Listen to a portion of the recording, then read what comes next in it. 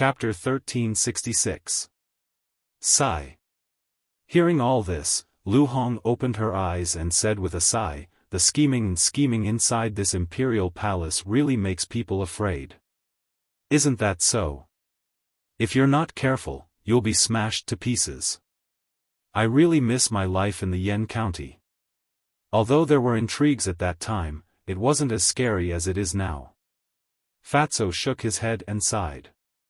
Qin Feiyang laughed. That's why when you guys followed me into the imperial capital, I asked you guys to think about it carefully. Do you want to come or not? Wait. Don't think that we're really afraid. We're just sighing. Fatso immediately said. Lu Hong also nodded her head repeatedly, like a chicken pecking at rice. Qin Feiyang shook his head and smiled, then turned around and continued to copy the Xing character. Seeing this, Fatso asked suspiciously, Boss, after hearing the news about Yen Wei, don't you have any plans? Of course. However, it's not time yet. Qin Feiyang laughed without turning his head. Before he took action, he had to do his best to improve his cultivation. These days passed. 2/3 of the third stroke had already been completed. After careful calculation, Qin Feiyang had already spent a total of 20 days on this third stroke. 20 days. Only 2/3 of it was completed. In other words, it would take another 10 days to completely copy it. A full 30 days. Compared to the second stroke, it was almost twice as long. In fact, 30 days was nothing to cultivators. It passed in the blink of an eye. But one had to know. This was calculated according to the time outside. In the time of the ancient castle, 30 days was 300 days. This was almost a year's time. In other words, if there was no ancient castle, Qin Feiyang would need close to a year to copy the third stroke. And the third stroke would take such a long time, let alone the fourth, fifth, and sixth strokes. It could be said that the change in the ancient castle's time rules was a great fortune for him. Otherwise, he didn't know when he would be able to break through to the 9-star War Emperor and step into the false god realm. 5 years? 10 years? 20 years? It was hard to imagine. In the blink of an eye, another 10 days passed. Boom! That afternoon. After continuous hard work, Qin Feiyang finally finished copying the remaining 1/3 of the book. His cultivation had also soared to the level of a 4-star combat emperor. This time, he had broken through 2 minor realms in a row. It could be said that his gains were not small. His eyes flickered as he looked at the 4th stroke of the Xing character. Finally, he closed the book. Whoosh! The next moment, Qin Feiyang appeared in Bright Heaven Palace. During these 10 days, Yen Wei sent back another piece of news. The Qinghai nephrite had been found. To be on the safe side, the imperial tutor found 2 basin-sized soft jades before returning from the Sea of Reincarnation. The real imperial jade seal was made from Qinghai nephrite. Standing in the main hall, Qin Feiyang pondered for a moment, then opened the door and sat on the throne, as if waiting for something. Time slowly passed. Night fell. The full moon hung in the sky and the stars twinkled. The vast star domain gave people a mysterious feeling. Qin Feiyang walked out of Bright Heaven Palace and stood outside the door. Looking at the starry sky, he muttered, "What's beyond the starry sky? What's above War God? Where is the end of the path of cultivation?" For a moment, his mood soared. His consciousness left his body and flew into the starry sky, as if merging with the thousands of stars. He felt the majestic aura of the starry sky. At the same time, he also felt a cold sense of loneliness. Gradually, he involuntarily soared into the sky. Finally, he stood in the sky above the imperial capital like an immortal. His long hair danced in the wind, his clothes fluttered, and the aura of his entire body became ethereal. Moreover, his expression also became like an ancient well without ripples. He seemed to have entered a mysterious realm, and his body and mind had an indescribable carefree feeling. At this moment, the brilliance of the moon seemed to be brighter than before. The light of the stars also seemed to be brighter than before. Qin Feiyang calmly looked at the night sky and slowly closed his eyes. His aura became more and more ethereal. Looking from afar, he was like a god that was about to ride the wind. At this moment, his heart was unprecedentedly quiet. It seemed that he had forgotten everything. What is Qin Feiyang doing up there? Qin Feiyang's abnormality was gradually discovered by people. More and more people raised their heads and looked at Qin Feiyang, their faces full of suspicion. No one knew how long had passed. Qin Feiyang slowly raised his hands and slowly waved them in the void. Soon, an invisible force emerged, but the strange thing was that this invisible force did not have the slightest aura.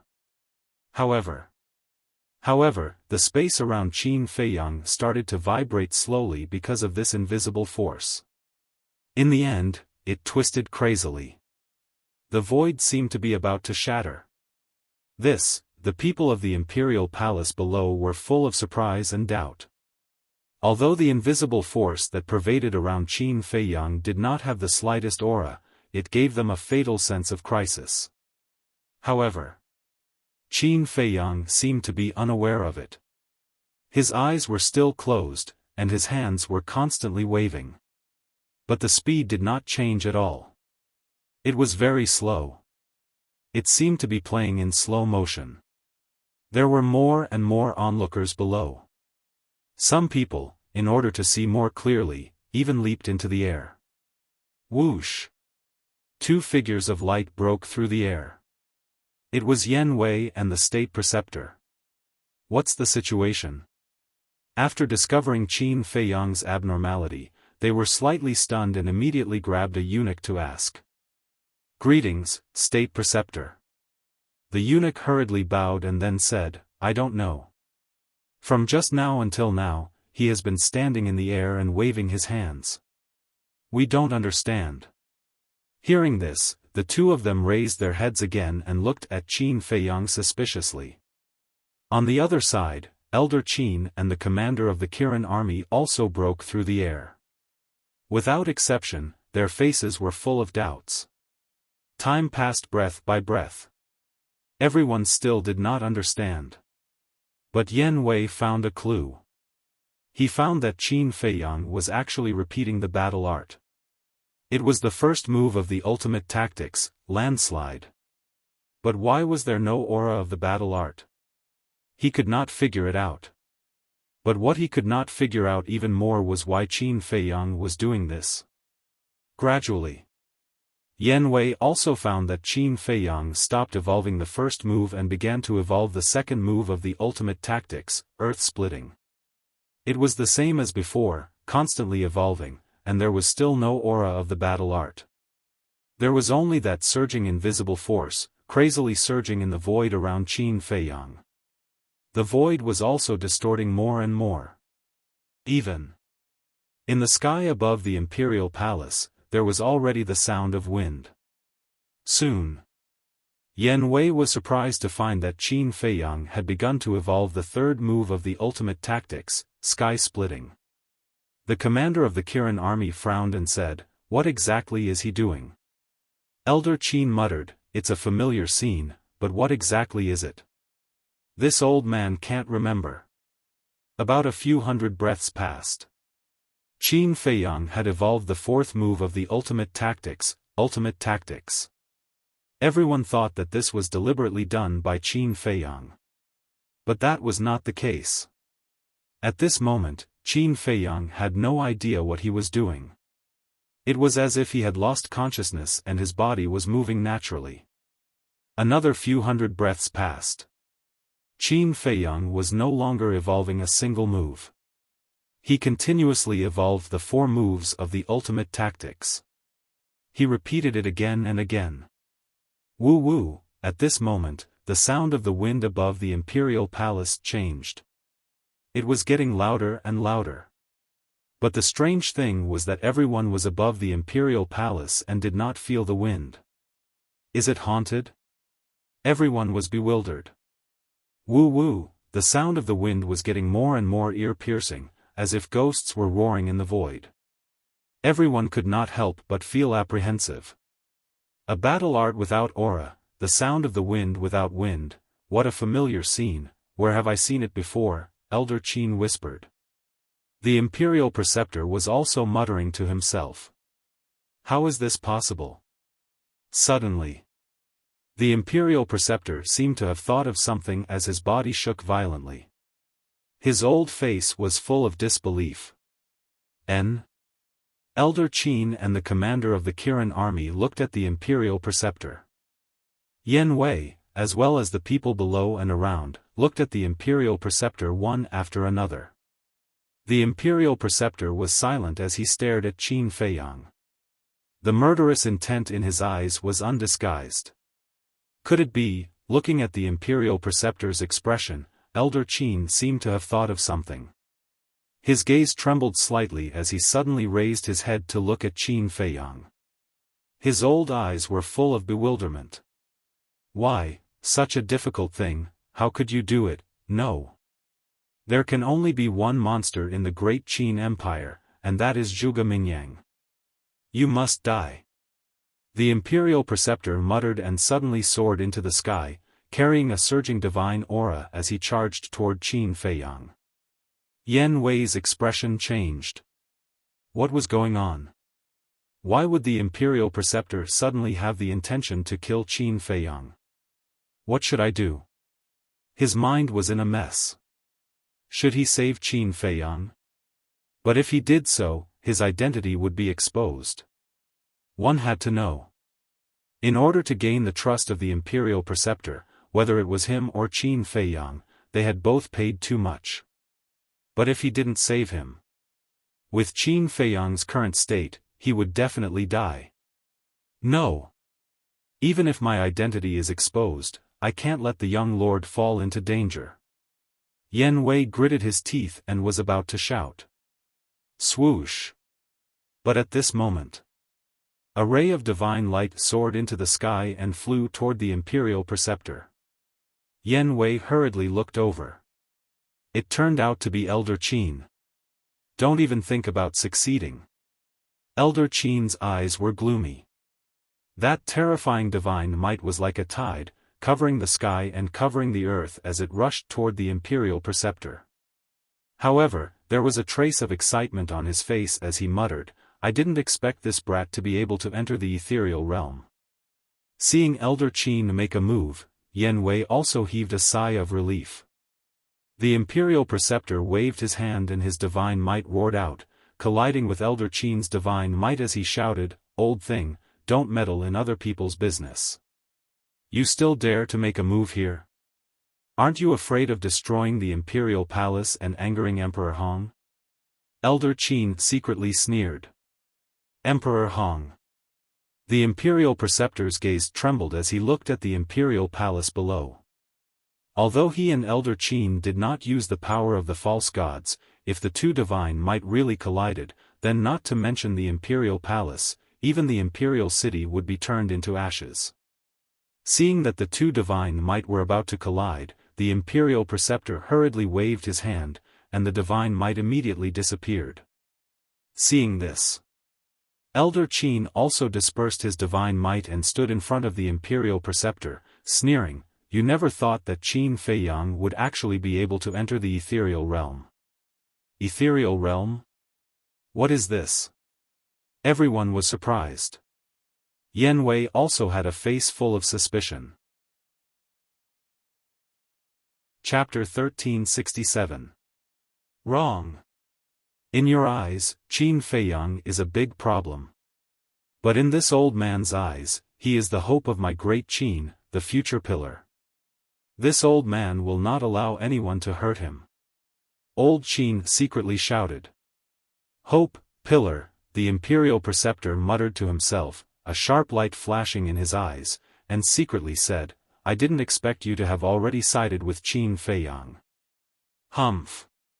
Old Qin snorted coldly, and said, this old man has never sided with anyone, only standing on the side of justice. Ha! The imperial preceptor laughed loudly, as if he had heard the biggest joke in the world. Suddenly, his face changed, looked behind old Qin, and bowed, greetings Emperor Hong. Emperor Hong. Old Qin's expression changed, and he hurriedly turned his head to look. Just as he turned his head, a hint of ridicule flashed in the imperial preceptor's eyes, and he rushed out from old Qin's side like lightning, heading straight for Qin Feiyang. Old Qin turned his head to look at the void and found that there was no one, and immediately realized that he had been tricked. Old man, you are a fake god at any rate, and you actually used such a despicable method. Old Qin was furious and hurriedly chased. But the battle between fake gods was a race against time. In an instant, many things could happen. The imperial preceptor had already arrived in front of Qin Feiyang, killing intent surging in his eyes.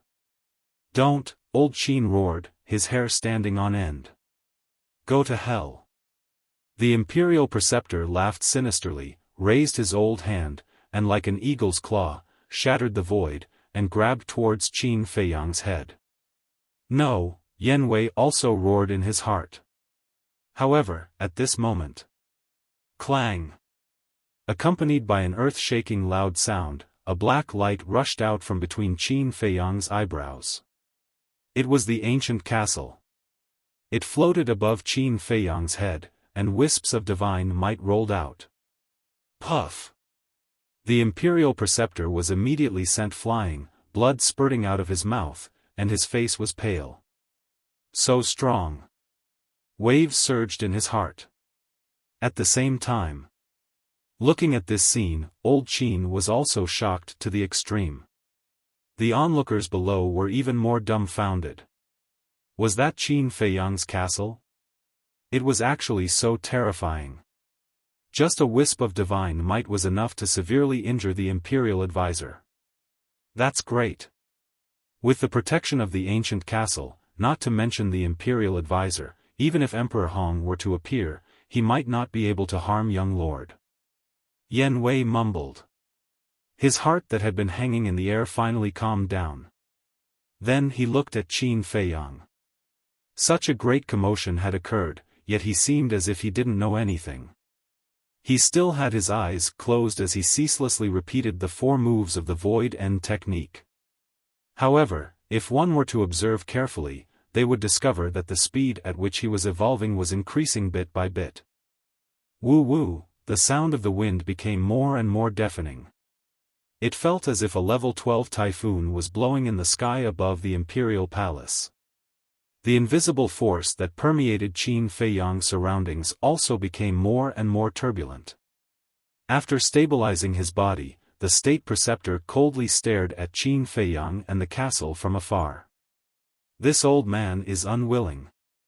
Suddenly, he wiped off the blood from the corner of his mouth and once again charged towards Qin Feiyang with monstrous anger. How can an ant shake a tree? Old man Qin sneered and turned to retreat to the side. The commander of the Kirin army flew to old man Qin's side and asked, Old man Qin, what is the ethereal realm? Let's talk about it later. Old man Qin waved his hand and looked at the imperial advisor without blinking. Puff! Before the imperial advisor could even get close, he was once again sent flying by the divine might emitted by the ancient castle. And this time, the injuries he suffered were even more serious than before. His body directly cracked, as if it was about to be torn apart. The divine blood was like rain, sprinkling down from the sky. With such a divine object in hand, who in the world can kill him? Old man Qin whispered. Why is it like this? This old man refuses to accept this. The imperial advisor roared again and again, as if he had gone mad, and was about to charge towards Qin Feiyang again. Seeing this, Yan Wei secretly sneered, quickly flew into the sky, pulled the imperial advisor, and sent a sound transmission, "Lord, don't be rash. Let go." The imperial advisor shouted angrily.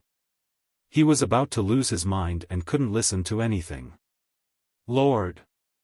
Yan Wei secretly shouted and said, "Qin Feiyang has the protection of the ancient castle, you can't kill him. If you continue to attack, the one who will be injured and embarrassed in the end will only be you. Moreover, have you forgotten? We still need his help with something. This imperial advisor is a false god, how can I not kill him? Get out of my way, if you dare to block my way again, don't blame me for being merciless." The imperial advisor pushed Yan Wei away. "Pa!" But the next moment, under the inconceivable gazes of countless people, Yan Wei raised his hand and slapped the imperial advisor's old face. The imperial advisor was stunned. Old Man Qin and the commander of the Kirin army were also stunned. He actually dared to hit the imperial advisor. Was this person not afraid of death? Yan Wei, on the other hand, was secretly chuckling. That slap was really satisfying. You dare to hit this imperial advisor? The imperial advisor was angry, his killing intent surging. Yan Wei didn't panic at all, looked straight at the imperial advisor, and said, "If this lowly one can wake you up, then even if you kill this lowly one now, this lowly one doesn't care. They were righteous and loyal. In other words, I'm doing it for your own good. If it was someone else, I wouldn't hit them." If Qin Feiyang heard these words, he would definitely give Yan Wei a thumbs up. Hitting the imperial advisor and also showing his loyalty, it was killing two birds with one stone. The imperial advisor glared at Yan Wei, suddenly waved his hand and slapped Yan Wei's face. Yan Wei didn't move, blood flowing from the corner of his mouth. "When we go back, I will slowly deal with you." The imperial advisor snorted from his nose and looked up at Qin Feiyang, the coldness in his eyes difficult to dissipate. Actually, in his heart, he was very grateful to Yan Wei. If Yan Wei hadn't slapped him awake, he would still be doing something stupid. However, being slapped by his own subordinate in front of everyone, as the state preceptor, he couldn't bear it. Therefore, that was why he slapped Yan Wei and said that he would slowly deal with Yan Wei when he went back. That way, he wouldn't lose too much face. At this moment, the speed at which Qin Feiyang executed the 4 stances of the Ruins of End was so fast that no one could catch it. What exactly is he doing? Everyone was puzzled. Swash! All of a sudden, a purple-robed young man descended into the void not far away. How is that possible? The moment that person appeared and saw Qin Feiyang's abnormality, his face was filled with disbelief. "Senior brother Zhuge, what is he doing?" In the crowd, a few young men flew to the purple-robed young man and asked. These people were all dressed in the robes of the disciples of the combat god hall and had an imposing aura. However, the purple-robed young man turned a deaf ear to them and stared at Qin Feiyang with a deadly gaze. This purple-robed young man was Zhuge Mingyang. "Senior brother Zhuge?" Seeing that Zhuge didn't say anything, the few of them looked at him suspiciously. There was a flash of anger in Zhuge Mingyang's eyes as he shouted at the few of them, "Get lost." The few of them froze and retreated to the side resentfully. How is that possible? There are countless monsters in the world, but since ancient times, there are only a handful of people who can enter the ethereal realm. How is it possible for Qin Feiyang, that bastard, to do it? Is this a dream? Zhuge Mingyang looked at Qin Feiyang again and muttered to himself. There was a hint of hostility between his brows. Time passed by quietly. At this moment, to the imperial advisor and Zhuge Mingyang, every breath felt extremely long. Swoosh! Zhuge Mingyang clenched his fists and rushed to the front of the imperial advisor. He said telepathically, "Old ancestor, you must kill him. I've already tried. With the castle protecting him, I can't get close." The imperial advisor thought to himself. Why, I, Zhuge Mingyang, am such a monstrous person, but I don't even have a single legendary item. What ability does this little bastard have to possess 2 divine items? Damned heavens, why are you so biased? Zhuge Mingyang looked at the castle and roared in his heart. He was about to go crazy with hatred. At this moment, the hostility in his body reached an unprecedented level. Jealousy and hatred took over his entire body. Boom! Suddenly, a faint divine power spread out from Qin Feiyang's hands. Did it work? Old Qin murmured, and his old face was filled with excitement. The divine power didn't come from Qin Feiyang himself but from the 4 moves of the ruins of end incantation that he had evolved. It's divine power. Don't tell me he has become a god. Everyone was bewildered. However, Qin Feiyang seemed to be oblivious to all of this as his hands moved at lightning speed. At this moment, even those of the same cultivation realm as Qin Feiyang could not capture the trajectory of his hands. Rumble. The divine power went from weak to strong and became increasingly terrifying. The 4 moves of the ruins of end incantation had already been evolved to the extreme by Qin Feiyang. Heaven and earth began to tremble. In the starry sky, the hazy moonlight and resplendent starlight turned into ribbons that flooded the sky and converged towards Qin Feiyang. At this moment, the sky above the palace was as bright as day. Qin Feiyang stood in the moonlight and starlight. His skin was translucent and his long hair fluttered, emitting a mighty aura like a god that had descended to the world. Boom! About a few hundred breaths passed. The divine power of the 4 moves of the ruins of end incantation had already soared to a terrifying extent and shrouded the entire place. An invisible force swept through the sky, causing countless people to tremble. One could even feel that terrifying aura thousands of miles away. All of a sudden, Qin Feiyang subconsciously raised his arm and pointed in the air. The first move of the ruins of end incantation, landslide. The invisible force that roared around him suddenly turned into a torrent that blasted towards the imperial tutor and the other 2. The divine power was overwhelming. Provoking me? The imperial tutor was enraged. With a wave of his hand, the power of the false god rolled out and destroyed the invisible force as it pounced towards Qin Feiyang. The divine light of the ancient castle fell and formed a barrier. The power of the false god blasted on the barrier but did not cause any waves and instantly disappeared. The collapse of the first move did not cause any injuries to Qin Feiyang either. Obviously, the ancient castle helped him to resolve the backlash of the collapse of the battle art. Immediately after, Qin Feiyang subconsciously pointed in the air again. The second move of the ruins of end incantation.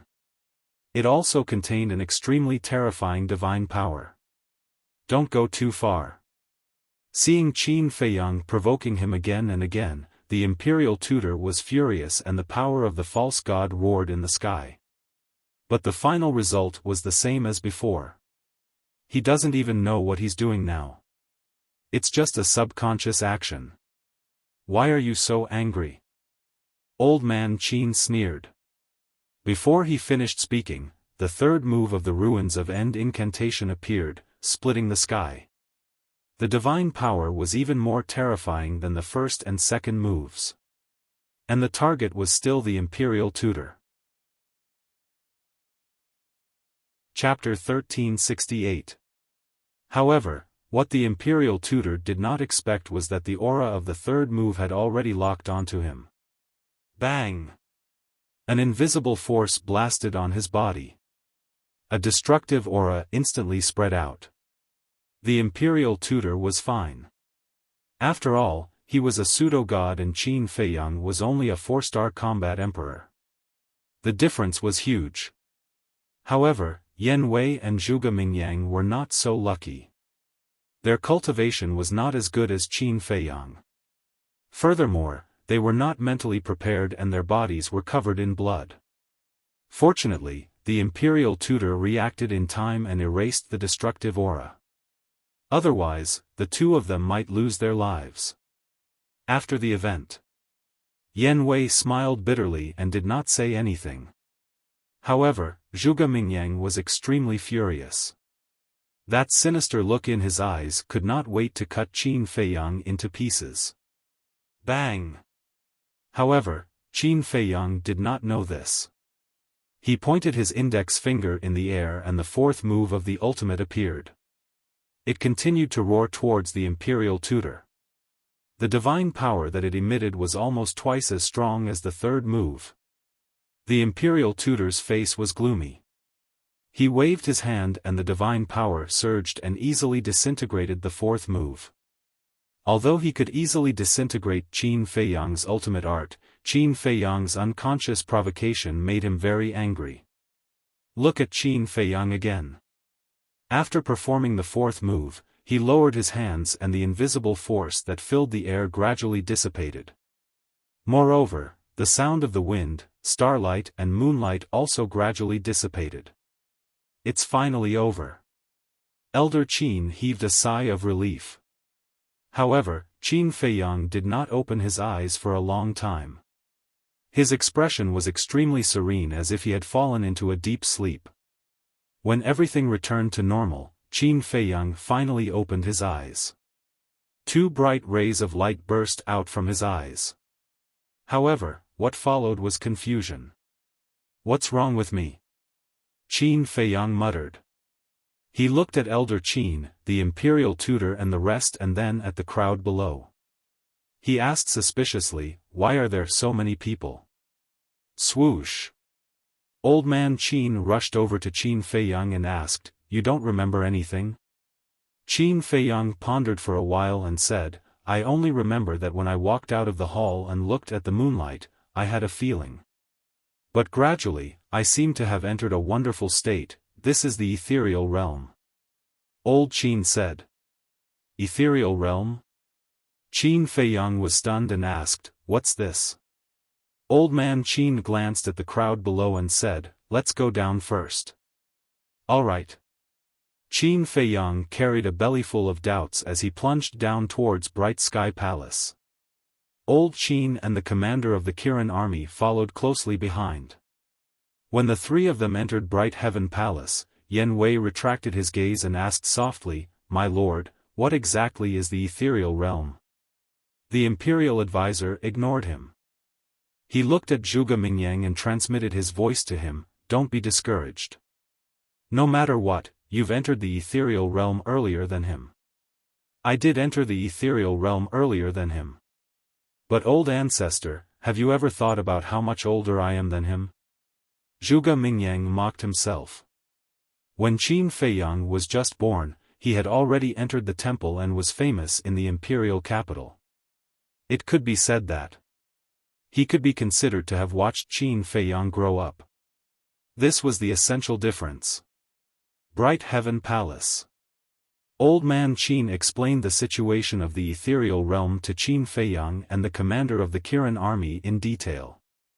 It turned out that the ethereal realm was a kind of selfless state. Entering the ethereal realm, whether it was potential or comprehension, it would be greatly improved. But this improvement was only temporary.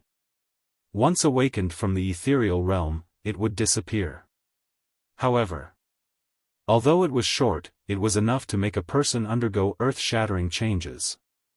This kind of change was the transformation of the battle arts.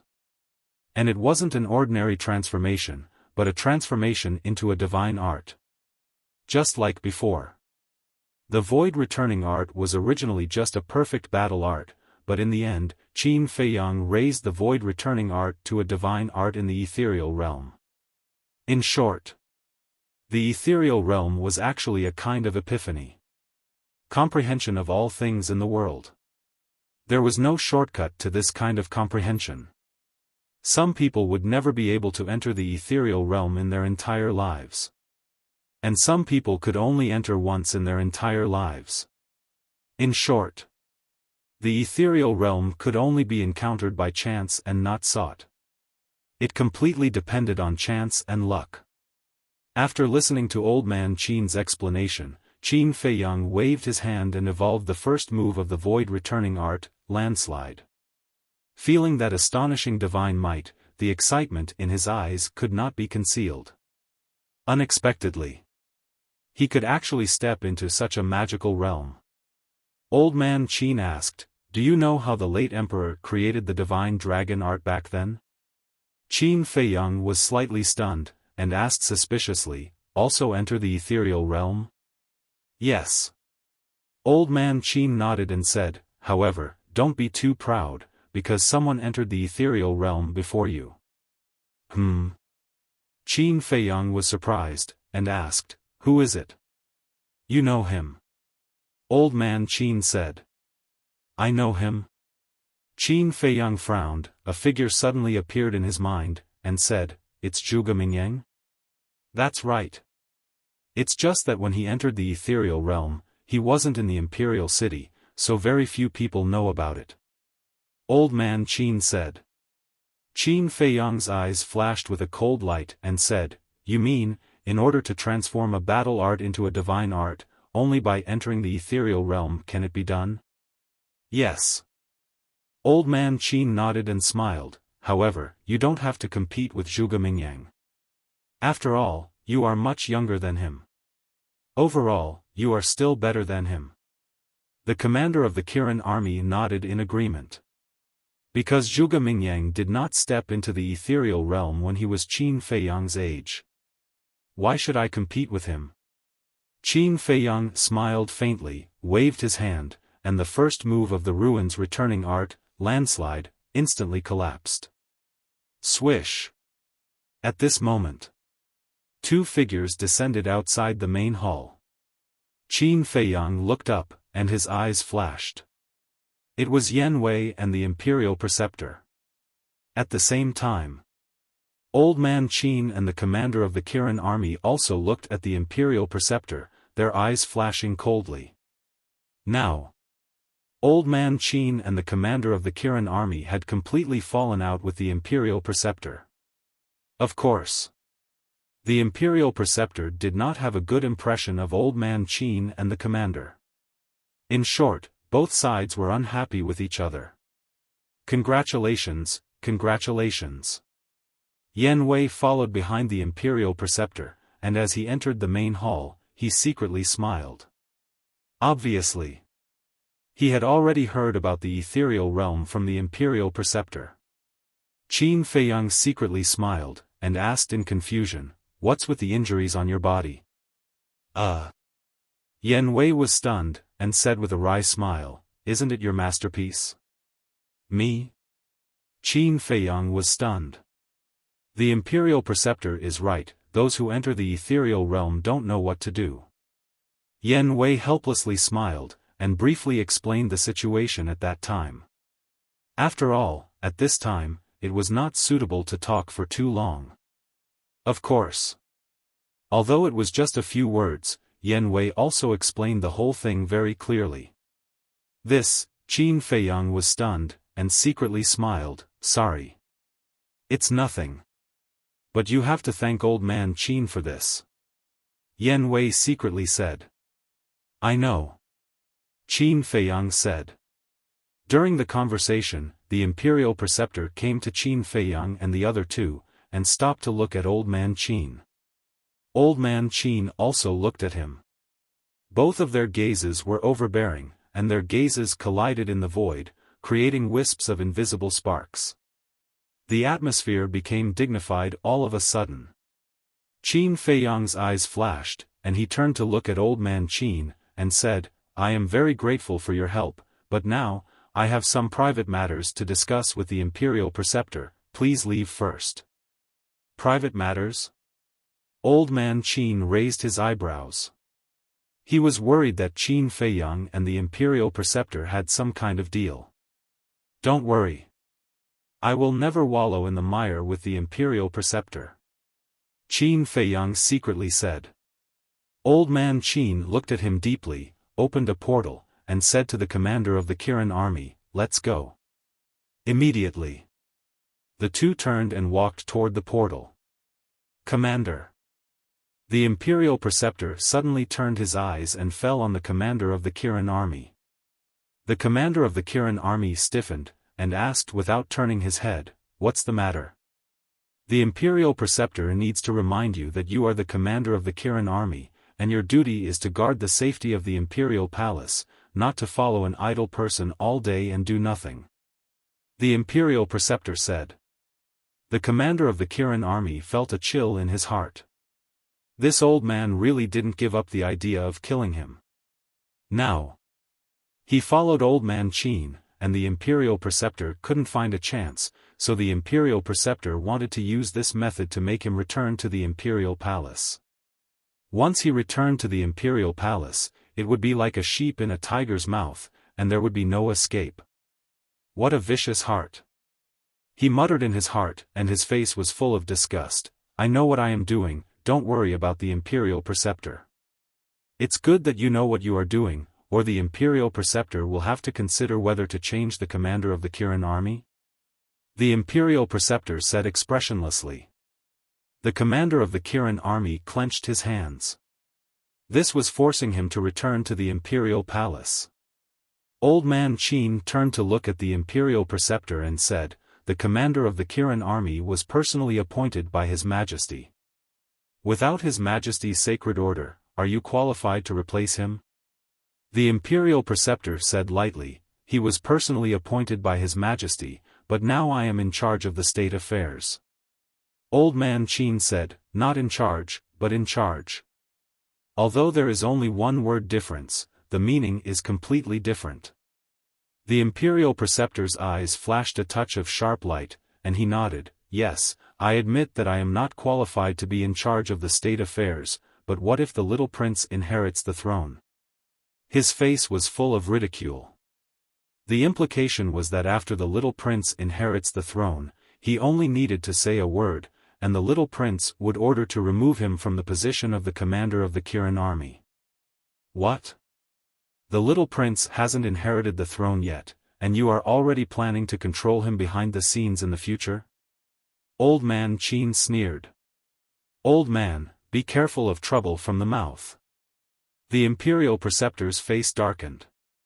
The little prince was still young and didn't have the ability to deal with the state affairs. Then what would happen after he inherits the throne?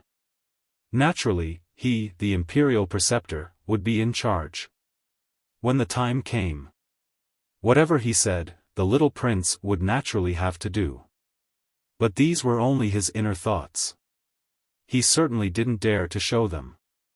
Who would have thought that old man Qin would directly expose his ambition in front of him at this moment, which made him angry out of shame. Chapter 1369. Disaster comes from the mouth? Old Qin snorted disdainfully, then looked at the commander of the Kirin army, and said indifferently, don't talk nonsense with those shameless people, let's go. The commander of the Kirin army nodded. Then, the two of them entered the portal without looking back. Looking at the backs of the two, the imperial tutor's killing intent rose. When the portal dissipated, Qin Feiyang laughed mockingly, then walked to the front of the throne, sat down on it, and said indifferently, Lord Imperial Tutor usually doesn't come to the Three Treasures Palace for no reason. If you have something to say, just say it, don't beat around the bush. The Imperial Tutor raised his head to look at Qin Feiyang, and said, I heard that you went to see Emperor Hong. Qin Feiyang said, based on State Preceptor's ability, you should have known long ago, right? Why bother asking? Don't you feel bored? A hint of anger flashed through the Imperial Tutor's eyes. Without any more nonsense, he took out a jade box from his bosom and said to Yen Wei, send it to him. Yen Wei nodded, held the jade box with both hands, and walked in front of Qin Feiyang. Qin Feiyang grabbed the jade box and opened the lid. Inside was an imperial jade seal. He curiously grabbed it in his hand, carefully examining it from top to bottom. Not to mention, from the outside, this imperial jade seal and the real imperial jade seal were almost the same. After looking at it, Qin Feiyang put the imperial jade seal into the jade box, and then looked down at the imperial tutor condescendingly, and said, "You really have guts, even daring to forge the imperial jade seal." The imperial tutor laughed and said, "You can tell the real from the fake at a glance, as expected of His Majesty's most beloved prince. Are you deliberately provoking me?" Qin Feiyang's eyes turned cold. These words are serious. Who in the world doesn't know what kind of person you, Qin Feiyang, are? Even if this imperial tutor has the guts, he wouldn't dare to provoke you. The imperial tutor laughed sarcastically. That's true. Qin Feiyang was not ashamed. Instead, he was proud. The imperial preceptor's face twitched. What a shameless bastard. He said, "Cut the crap. Help me turn this imperial jade seal into a real one." Qin Feiyang smiled. When he heard that the state preceptor wanted to make a replica of the imperial jade seal, he had already expected this result. After coming out of the ancient castle, he was waiting for the imperial tutor to find him. However, if he agreed to the state preceptor's request so easily, it would show that he had no personality. What can I do when even you, the state preceptor, can't do? Qin Feiyang said with a smile. That's boring. This old man doesn't believe that you don't know that you are the only one in this world who can create the true imperial jade seal. The imperial advisor said. He. Qin Feiyang smiled but said nothing. The state preceptor walked to a chair at the side and sat down. He didn't urge Qin Feiyang and waited quietly. Based on the relationship between you and me, to be honest, I really can't find any reason to help you. What's more, when I entered the ethereal realm, you still wanted to kill me. Qin Feiyang said in a playful tone. In this world, there are only eternal benefits and no eternal enemies. As far as this old man knows, you told Emperor Hong that you would help the little prince ascend to the throne. This old man is also helping the little prince by doing this. So now, we can actually be considered partners. As for attacking you before, you can't blame this old man, because if it were any other opponent, they would have done the same. The state preceptor said indifferently. Qin Feiyang said, to be able to be regarded as an opponent by your state preceptor, I am truly honored. However, I still don't want to help. Why? Could it be that what you said to Emperor Hong was all fake? The state preceptor frowned. How would I dare to deceive Emperor Hong? But there are many ways to help the little prince. Why should I help you forge the imperial jade seal? Qin Feiyang asked back. It's very simple. With the imperial jade seal, the little prince's ascension to the throne is only justified. The state preceptor said. Lord State Preceptor, we are all sensible people, why do you have to put on an act? You are so scheming to help the little prince, isn't it for your own ambition? And I, as the little prince's brother, do you think I will help you harm him? Qin Feiyang sneered. Why does it sound so funny coming from your mouth? If you really care about these brotherly feelings, would you have cruelly killed the first prince and the others? The state preceptor retorted. Qin Feiyang grinned and said, after killing the first prince, isn't your Zhuge family the one who feels the most heartache? What do you mean? The state preceptor suddenly stood up. Nothing, I'm just saying, don't be so nervous. Qin Feiyang's face was full of ridicule. The state preceptor's eyes flickered. Why would this boy say such words? The one who felt heartache for the first prince was their Zhuge family. Could it be that this boy had already noticed something? Qin Feiyang changed the topic and said with a smile, actually, it's not difficult for me to help you. The state preceptor looked at him suspiciously. Qin Feiyang said, use a divine art in exchange. You, the state preceptor was furious. Don't be in a hurry to get angry. This world has always been like this. Only when there is effort, there will be gain. Although now, you will lose a divine art, but you can use this to achieve your ambition. If you really want to calculate, Lord State Preceptor, you will only gain and not lose. Qin Feiyang said with a smile. The State Preceptor fell silent. If he could use a divine art in exchange for the great Qin's empire, of course it was worth it. However, he was afraid that Qin Feiyang would play tricks with him, and end up in a situation where he would suffer a double loss. Go back and think about it carefully. Qin Feiyang smiled faintly and directly ordered him to leave. The State Preceptor gritted his teeth and said in a deep voice, "There's no need to think about it. This old man will agree to you now. However, I don't have a divine art, but I have a divine artifact. Moreover, you have to promise to help this old man and help the little prince ascend to the throne. As expected of the State Preceptor, you are decisive and direct. So what if it's a divine artifact? Give it to me." Qin Feiyang's face was full of admiration and he reached out with a smile. The State Preceptor took a deep breath and with a thought, a divine light swept out from his sea of qi and flew in front of Qin Feiyang. It was a book. However, it was different from ordinary books. This book was made of an unknown divine metal and it was suffused with a jet-black light. A shocking murderous aura could be felt from afar. On the cover of the book, there were 3 bold words written on it. 10,000 Beasts Diagram. These 3 words seemed to be condensed from divine power. Every stroke carried an imposing aura that oppressed the soul. 10,000 Beasts Diagram, Qin Feiyang frowned. Although this iron book did have the aura of a divine artifact, he still couldn't help but wonder if it was really a divine artifact. What's wrong? You suspect that it's fake? Seeing Qin Feiyang not speaking for a long time, the State Preceptor frowned and said. Qin Feiyang nodded and said, "Yes, you can only blame yourself for being too cunning. I have to guard against it. Or is it this old man's fault?"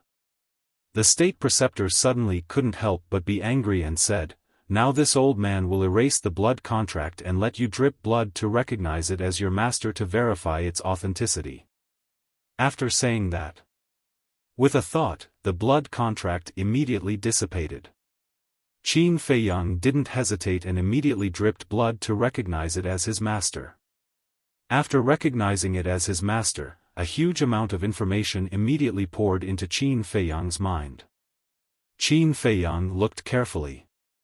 In the end, a trace of surprise climbed up on his face. This 10,000 Beasts diagram was really a divine artifact. There were a total of 99 pages, each page was made of divine iron and as thin as a cicada's wing. And according to the information, these 99 pages, each page could summon a beast spirit to help the master fight. In other words, this 10,000 beasts diagram could summon 99 beast spirits to fight for him. The beast spirits on each page were different. Moreover, these 99 beast spirits were all divine beast spirits. For example, Divine Dragon, Fire Phoenix, Qilin, Torch Dragon, Hell Godhound and so on. The most important thing was that these beast spirits were immortal and indestructible. If they were scattered by someone, they could be summoned again the next day. Unless the 10,000 beasts diagram was destroyed. However, soon, the joy in Qin Feiyang's heart was replaced by vigilance. He knew the State Preceptor too well. With the State Preceptor's character, it was impossible for him to simply give him a divine artifact. The State Preceptor said impatiently, "This old man has already given you the divine artifact, shouldn't you fulfill your promise now? I can't run away, why are you in such a hurry?" Qin Feiyang smiled and was about to open the cover and open the first page. However, he was surprised to find that he couldn't open the cover.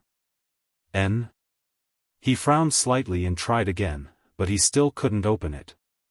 Immediately, Qin Feiyang looked up at the State Preceptor and asked, "What's going on?" The State Preceptor said, "The 10,000 beasts diagram can only be opened when you break through to the real war god." "There's such a thing?" Qin Feiyang was shocked. What else do you think? If I could flip it open, I would have flipped it open when I fought with Ren Duxing back then. The state preceptor snorted coldly. I was wondering why you haven't used the 10,000 beasts diagram before. It turns out that you can't open it. Qin Feiyang suddenly said. You've gotten a big bargain. According to this old man's estimation, this 10,000 beasts diagram is at least on the same level as Chang Shui and the castle. The state preceptor said. On the same level as Chang Shui? Qin Feiyang shook his head and smiled noncommittally. Although he didn't know what level Chang Shui and the castle were. But he was sure that this so-called 10,000 beasts diagram was definitely not comparable to Chang Shui and the castle. However, it needed to wait until the war god to open it. It seemed that this 10,000 beasts diagram was not a low-level artifact. Okay. Then I'll accept it. Qin Feiyang chuckled, and with a thought, the 10,000 beasts diagram entered the Qi Sea and floated next to Chang Shui. Then he grabbed the imperial jade seal again and looked at it left and right. There was a glimmer of light in the depths of his eyes. Wait a minute. Qin Feiyang looked up at the state preceptor and said, then took the jade box and the imperial jade seal and entered the castle. Lu Zheng got up and walked to Qin Feiyang's side. Looking at the imperial jade seal in his hand, his pupils shrank slightly and said, sure enough, it can be passed off as genuine. What's fake will never be real. Qin Feiyang raised the corner of his mouth, took out Chang Shui and carefully scratched the bottom of the imperial jade seal. Immediately, a gap appeared. Chapter 1370. What are you doing now?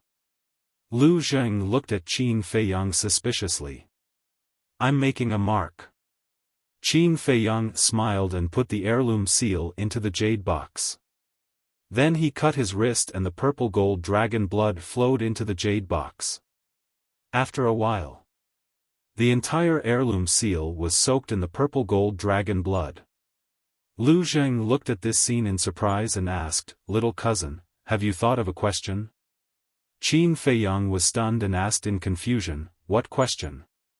Lu Zheng said, when the emperor expelled you from the imperial palace, was his purpose to force you into a desperate situation and stimulate your potential so that your bloodline could revert to its ancestral state? Lu Zheng, are you a spy sent by the emperor? What spy? He's an idiot. Fatso and the white-eyed wolf said disdainfully. I'm just saying my guess. Besides, it's not impossible. Do you have to mock me like this? Lu Zheng glared at them with dissatisfaction. Absolutely impossible. Fatso shook his finger and said in a firm tone. Why? Lu Zheng was suspicious. Think about it. If it's really like what you said, that the emperor expelled boss from the imperial capital to stimulate little Qin Zi's potential and force his bloodline to revert to its ancestral state, then why does the emperor continue to fight with him now that little Qin Zi has done it? Fatso said. Lu Zheng was stunned and nodded. That's true. Fatso mocked, that's why we said that you're an idiot. Lu Zheng rolled his eyes and looked at Qin Feiyang. But I have a feeling that there's something hidden here. Qin Feiyang's eyes flashed and he asked calmly, then what do you think is hidden here? Lu Zheng's face darkened and he said angrily, boy, you're not being honest. Are you trying to trick me? Qin Feiyang smiled embarrassedly. So this guy wasn't stupid after all. Lu Zheng rolled his eyes and waved his hand. All right. Let's not talk about this anymore. What's your next step? What other plans could there be? Naturally, I'm going to continue my battle with the imperial advisor. Qin Feiyang smiled coldly as he left the castle and appeared in the main hall. State Preceptor immediately looked at the jade box in Qin Feiyang's hand. Take it. Qin Feiyang sat on the chair and said lightly. The State Master nodded at Yen Wei. Yan Wei quickly walked to the front of Qin Feiyang and returned to the side of the state preceptor with both hands holding the jade box. The imperial preceptor looked at the purple-gold dragon blood in the jade box and immediately beamed with joy. He cupped his hands and said, "Thank you. I also wish us a happy cooperation. I'm sure it will be very enjoyable." Qin Feiyang smiled faintly. The state preceptor took a deep look at Qin Feiyang, then opened a portal and left with Yan Wei. Qin Feiyang also entered the castle again. He took out the 10,000 beasts illustration and handed it to Lu Zheng. "Take it back and let second grandpa take a look. Is there any problem with this divine artifact? You're too cautious." Lu Zheng was speechless. He took the 10,000 beasts illustration and looked at it curiously. "I have no choice. I have to be cautious when facing the state preceptor." Qin Feiyang sighed. Lu Zheng looked up at him and nodded helplessly. "All right, I'll go back right away. Who told me to have a troublesome cousin like you? I don't even think you're troublesome." Qin Feiyang glared at him fiercely, then waved his hand and sent Lu Zheng back to the castle. Fatso rolled his eyes, got up and ran to Qin Feiyang's side, and whispered a few words stealthily. Qin Feiyang listened and frowned. "They clearly don't want to see me. It's not appropriate for me to run over like this, is it?" Fatso said, "At worst, we won't show up and just observe in secret." Qin Feiyang pondered for a moment and nodded. "All right, I've long wanted to know where the Lu family is hiding anyway." After that, he raised his hand and waved, and the scene in front of him appeared. He saw that Lu Zheng had already entered the portal. Qin Feiyang's eyes flashed, and he drove the castle in. At the same time, in a courtyard, the state preceptor stood in the hall, looking at the jade box on the tea table. The excitement on his face could not be concealed. Yan Wei looked at the jade box suspiciously, then looked at the state preceptor and said, "Your Excellency, I still don't understand why you need Qin Feiyang's blood to imitate the imperial jade seal." The state preceptor said, "You're wrong. It's not that you need Qin Feiyang's blood, but that you need purple gold dragon blood." "You need purple gold dragon blood?" Yan Wei was startled, and asked puzzledly, "Why is that?"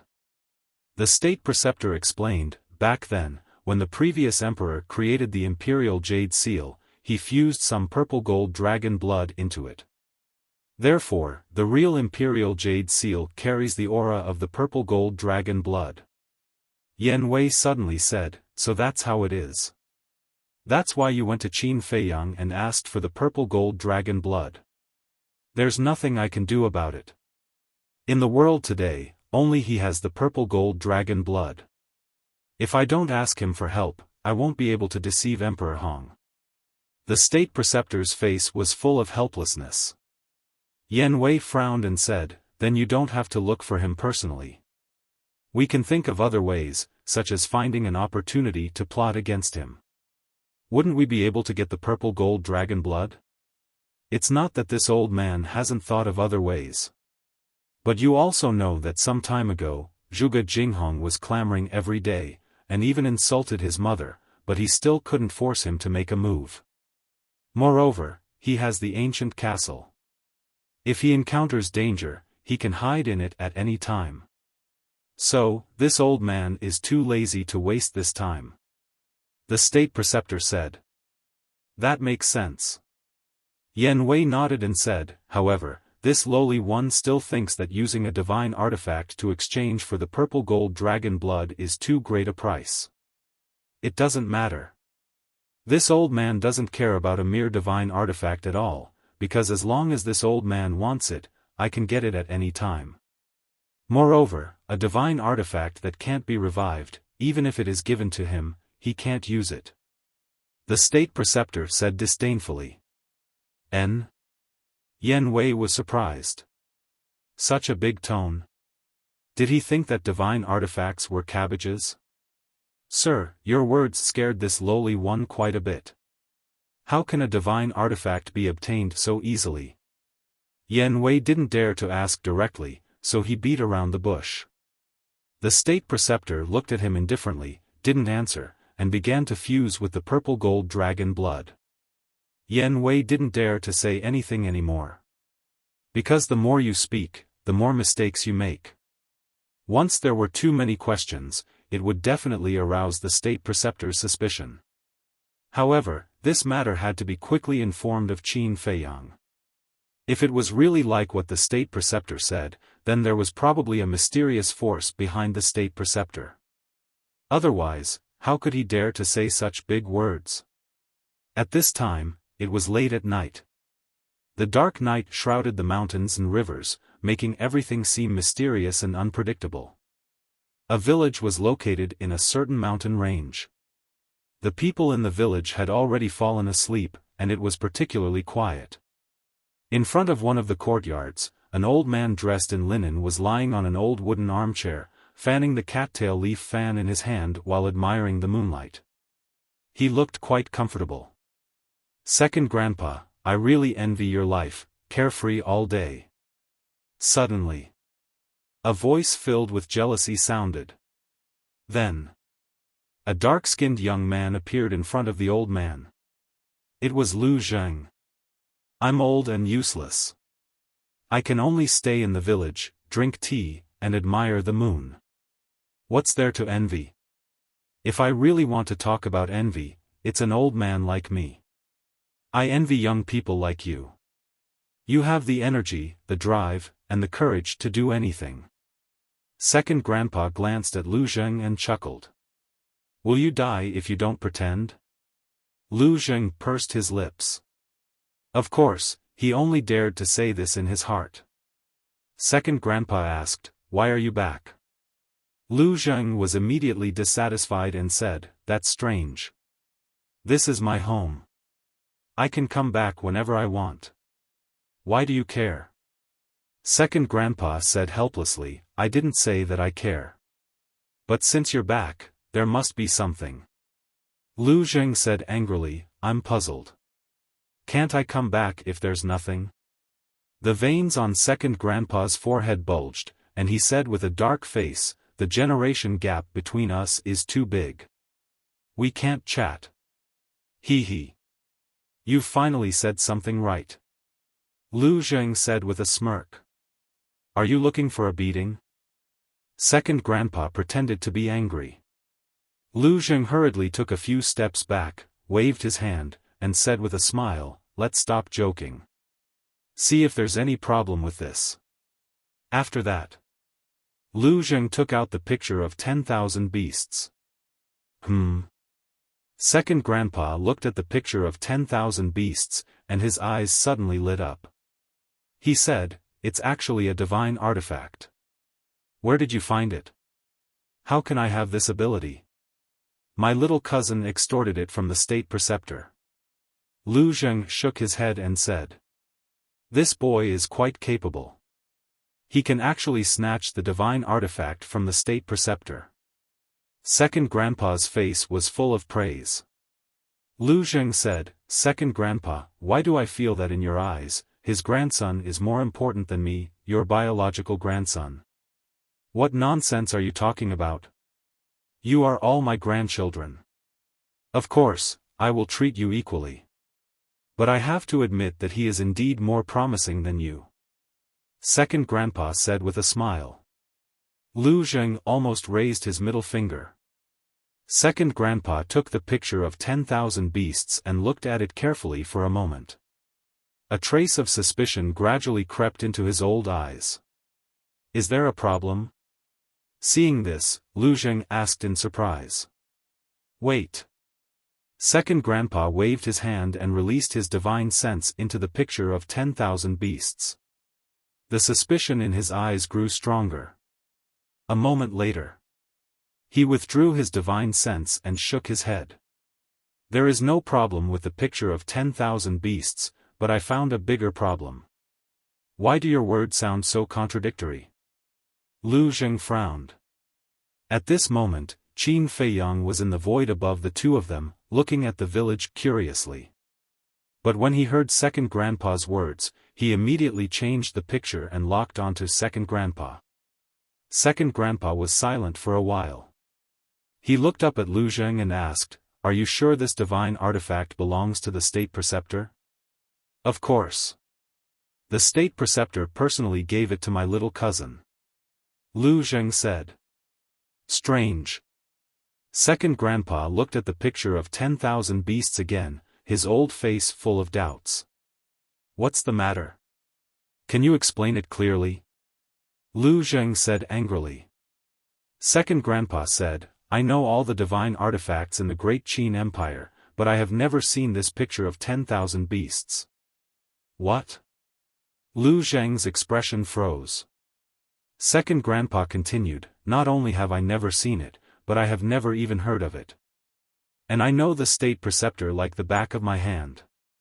I am sure that he did not have this divine artifact before." "You mean that the state preceptor only got this divine artifact recently?" Chapter 1371. "Yes." Second Grandpa nodded. "It can't be. Why don't I know where to get the divine artifact in the Great Qin Empire?" Lu Zheng frowned in disbelief. "There is no place in the Great Qin Empire to get the divine artifact. This is also what I can't figure out. Where did he get this 10,000 beasts diagram?" Second Grandpa's expression became serious for the first time. "Boss, it seems that there is really a problem. In the castle." Fatso got up and walked to Qin Feiyang's side. He looked at Second Grandpa and Lu Zheng and said. Qin Feiyang also frowned. "Outside." Second Grandpa pondered for a moment. Suddenly, he seemed to think of something. His old eyes flashed and he sneered. "I think I know." "Know what?" Lu Zheng asked quickly. Second Grandpa glanced at Lu Zheng. The light in his eyes dissipated and he returned to normal. He smiled and said, "Nothing. Go back and tell Feiyang that there is no problem with this divine artifact. Don't worry and keep it by your side." Second Grandpa, "Blood is thicker than water. Do you have to hide it from me?" Lu Zheng suddenly became angry. "Why does a little brat know so much?" Second Grandpa glared at him and threw the 10,000 beasts diagram to Lu Zheng. Lu Zheng grabbed the 10,000 beasts diagram and stared at Second Grandpa, his face full of anger. "Why are you standing there? Go back and report to Feiyang." Second Grandpa said. "Report to him?" Lu Zheng was even angrier when he heard this. He roared, "Who do you think I am? Qin Feiyang's little brother?" Second Grandpa suddenly stood up and sneered. "How dare you pretend to be a little master in front of me? You are really itching for a beating." "Oh no!" Lu Zheng's face changed. He quickly turned around and ran away. Looking at Lu Zheng disappearing into the night, Second Grandpa couldn't help shaking his head and scolding with a smile. What a brat. After that, he looked up at the full moon. A cold light flashed in his eyes and disappeared in an instant. Fatso said, "Second Grandpa seems to know something. He should know everything, but he won't say anything. I can't do anything to him."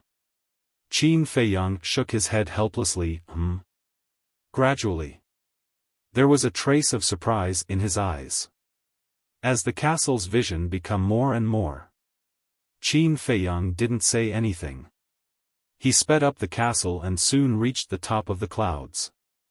On all sides of the island, there was a vast ocean that stretched as far as the eye could see. This was because there was only one sea of reincarnation in the imperial capital. I really didn't expect the Lu family to be hiding in this place. Qin Feiyang observed for a while and was about to leave. But suddenly, he noticed that not far from the village, in the center of the island, there seemed to be 2 stone statues. "Go and cultivate." After saying this to Fatso, Qin Feiyang activated the concealment spell, left the castle, and swooped toward the center of the island. As he got closer and closer, he finally saw it clearly. They were indeed 2 stone statues. The 2 stone statues were more than 100 feet high, like 2 mountains, standing side by side in a square, exuding a threatening aura. Qin Feiyang was too familiar with one of the stone statues. It was a middle-aged man. He stood on a purple gold dragon and held a broken sword in his hand. He was like an overlord of heaven and earth, looking down on the sky. Who else could this stone statue be but his ancestor? The other stone statue was also a middle-aged man. He was thinner than the Qin emperor, but it didn't affect Qin Feiyang's impression of him at all. He was tall and straight, standing on a fire phoenix, holding a long spear in his hand, looking askance at the sky. He was like a king who ruled the world, domineering. Qin Feiyang landed on the square and looked at the middle-aged man's face. This person. He had never seen him before. But he should be the Lu family's ancestor to be worshipped here and be on an equal footing with the Lu family's ancestor. Suddenly, Qin Feiyang noticed from the corner of his eyes that there was an ancient stone tablet on the other side of the square. He flew over with a trace of doubt. But before he got close, he suddenly stopped and fixed his eyes on the bottom of the stone tablet. There, an old man in black was sitting cross-legged. The old man closed his eyes and looked serene. He was wearing the same plain clothes as the second grandpa. Qin Feiyang couldn't sense any aura from the old man, but looking at the old man, Qin Feiyang couldn't help but feel a sense of panic. He felt that there seemed to be a terrible beast lurking in the old man's body. There was no doubt. This old man must be a false god. Qin Feiyang looked away and glanced at the square. His eyes were full of doubt. What was this place? Why was there a false god guarding it? Buzz. Suddenly, there was a buzzing sound. Qin Feiyang looked at the old man again. The old man took out an image crystal and a shadow appeared. It was the second grandpa. The second grandpa looked at the old man in black and said, "Third grandpa, come to the underground. I have something important to discuss with you. I'll be right there." The old man in black nodded, got up and looked around. Then he disappeared in an instant. Underground? Qin Feiyang was suspicious. Was there anything under the island? He glanced at the ground and flew to the stone tablet. Looking up, 4 bold words came into his sight, exuding a magnificent aura. Land of Inheritance. Qin Feiyang was stunned. This was the land of inheritance of the Lu family. Buzz. At this moment, his image crystal also began to vibrate. Qin Feiyang hurriedly entered the castle, turned off the concealment spell, and took out the image crystal. Lu Zheng's shadow appeared. "Where are you? I've been calling you for a long time. Why didn't you respond?" Lu Zheng was standing in the bright sky palace at this moment, looking at Qin Feiyang suspiciously. "I have something to deal with. I'll go back later," Qin Feiyang said. Lu Zheng said, "Then hurry up. I'm alone in the imperial palace. I'm a little scared." "Got it." Qin Feiyang nodded, put away the image crystal, and appeared in the square again. Land of Inheritance. He looked at the 2 statues and fell into deep thought. Since it was the land of inheritance, there must be an inheritance. And the Lu family was also his family. As a family member, could he get an inheritance here? At this point, he raised his arm, cut his index finger, and 2 drops of purple gold dragon blood flowed out. Then, with a wave of his hand, the 2 drops of purple gold dragon blood broke through the air and fell between the eyebrows of the 2 stone statues. The 2 drops of purple gold dragon blood gradually seeped into the stone statue's eyebrows and finally disappeared. Buzz. All of a sudden, a dazzling divine light emerged from the stone statues of the Lu family's ancestors, like the divine flames of the phoenix, shining in all directions. At first glance, the stone statues of the Lu family's ancestors, as well as the stone statues of the fire phoenix under their feet, seemed to be coming to life. Can I really get the inheritance? Qin Feiyang was shocked. He was completely tentative, but he didn't expect that the Lu family's ancestors really gave him the inheritance. The next question was, should he stay and accept the inheritance, or should he leave immediately? If he stayed and accepted the inheritance, he would definitely be caught red-handed by his second grandpa and the rest. But if he left, it meant that he would lose the inheritance. He really couldn't bear to do so. After all, the Lu family's ancestors were from the same era as the late emperor, and they were good friends. The inheritance that they left behind was definitely not simple. I don't believe that they will kill me after they catch me. In the end, Qin Feiyang gritted his teeth and strode to the statue of the Lu family's ancestors. He sat cross-legged below and closed his eyes. Whoosh! Immediately, a ray of divine flame shot out from between the eyebrows of the statue and rushed into Qin Feiyang's eyebrows. A huge amount of information immediately surged into his sea of consciousness. Fire Phoenix Technique. Qin Feiyang's heart trembled. He immediately calmed down and concentrated on comprehending the inheritance. Almost at the next moment, second grandpa and the old man in black almost at the same time arrived in the sky above the land of inheritance. What's going on? Looking at the statue shining with divine light, the two of them were stunned. Someone's here. After the old man in black came to his senses, he immediately noticed Qin Feiyang sitting cross-legged under the statue. Second grandpa also looked down at once. Both of their eyes flashed with cold light. But when they saw Qin Feiyang's face clearly, they were instantly stunned. How could it be Qin Feiyang? The old man in black asked, "Second brother, did you ask him to come?" "No. I don't know at all." Second grandpa shook his head. "Then how did he find this place?" The old man in black asked. Second grandpa was also dumbfounded. "What's wrong?" Swish. At this time, the 10 fake gods who had revived the sky mirror also arrived in the sky above the land of inheritance one after another. Second grandpa said helplessly, "See for yourself." The 10 of them glanced at the statue and then looked at Qin Feiyang. Without exception, they were all petrified on the spot. The scene fell into a dead silence. After a while, second grandpa seemed to think of something and said, "In my opinion, he should have followed Lu Zheng here." Hearing that, everyone was stunned. This little guy is really impossible to guard against. The old man in black shook his head and smiled bitterly. He looked at second grandpa and the others and said, "What should we do now? Since we're already here, what else can we do? Besides, he's receiving the inheritance. We can't forcibly interrupt him." Second grandpa shook his head and said. Everyone had a helpless expression on their faces. Second grandpa looked at Qin Feiyang with a trace of doting in his eyes and said, "Let's go and continue to discuss that matter." Everyone nodded.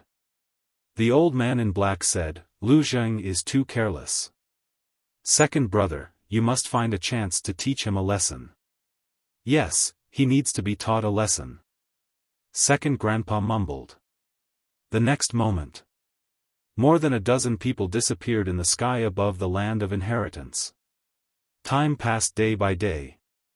8 days later, Qin Feiyang finally opened his eyes, which were full of joy. This Fire Phoenix incantation was actually exactly the same as the Fire Phoenix incantation that Lu Zheng grasped. Chapter 1372. He had never thought that he would be able to obtain such a divine art. But while he was happy, he was also a little puzzled. According to the inherited memory, only the direct descendants of the Lu family could obtain the Fire Phoenix art. If it was before, he would not have any doubts about obtaining the Fire Phoenix art. Because Before the bloodline reversion, he also had half of the Liu family's bloodline power. After all, his mother was the biological daughter of the Liu family's great-grandpa. But now, he had already abolished the original bloodline power. In other words, he no longer had anything to do with the Liu family's bloodline power. But how did he get the Fire Phoenix art? He couldn't figure it out. Suddenly, he looked at the statue of the ancestor. Was it related to the ancestor again? After thinking about it, it seemed that this was the only possibility. Or perhaps, the ancestor of the Liu family had long predicted that one day he would come to the land of inheritance, so he included him. But this possibility was almost zero. Because when the ancestor of the Liu family left the inheritance, he didn't exist. No matter what, now I have another trump card in my hands. Qin Feiyang muttered. Fire Phoenix art, Divine Dragon art, Eclipse Moon, and Ruins art, 6 words divine art, no need to pretend. Now, even he was afraid of the deity arts he had mastered. Phew. Qin Feiyang took a deep breath, got up and bowed to the statue of the Liu family's ancestor to show his gratitude. Then, he bowed respectfully to the statue of the ancestor. Although he had never seen the ancestor, he was able to get to where he was today because of all the good fortune that the ancestor had given him. He didn't dare to forget this great kindness. Nor could he forget it. Very good. Suddenly, a hoarse voice sounded. Qin Feiyang was startled and looked towards the voice, only to see the old man in black sitting cross-legged on the stone tablet, looking at him. That night, after the old man in black finished discussing with the second grandpa and the others, he returned to the land of inheritance, but he didn't say anything to disturb Qin Feiyang. Of course, Qin Feiyang also knew. Not only did he know that the old man in black had returned, but he also knew that the second grandpa and the 10 false gods had appeared. However, at that time, he couldn't be distracted.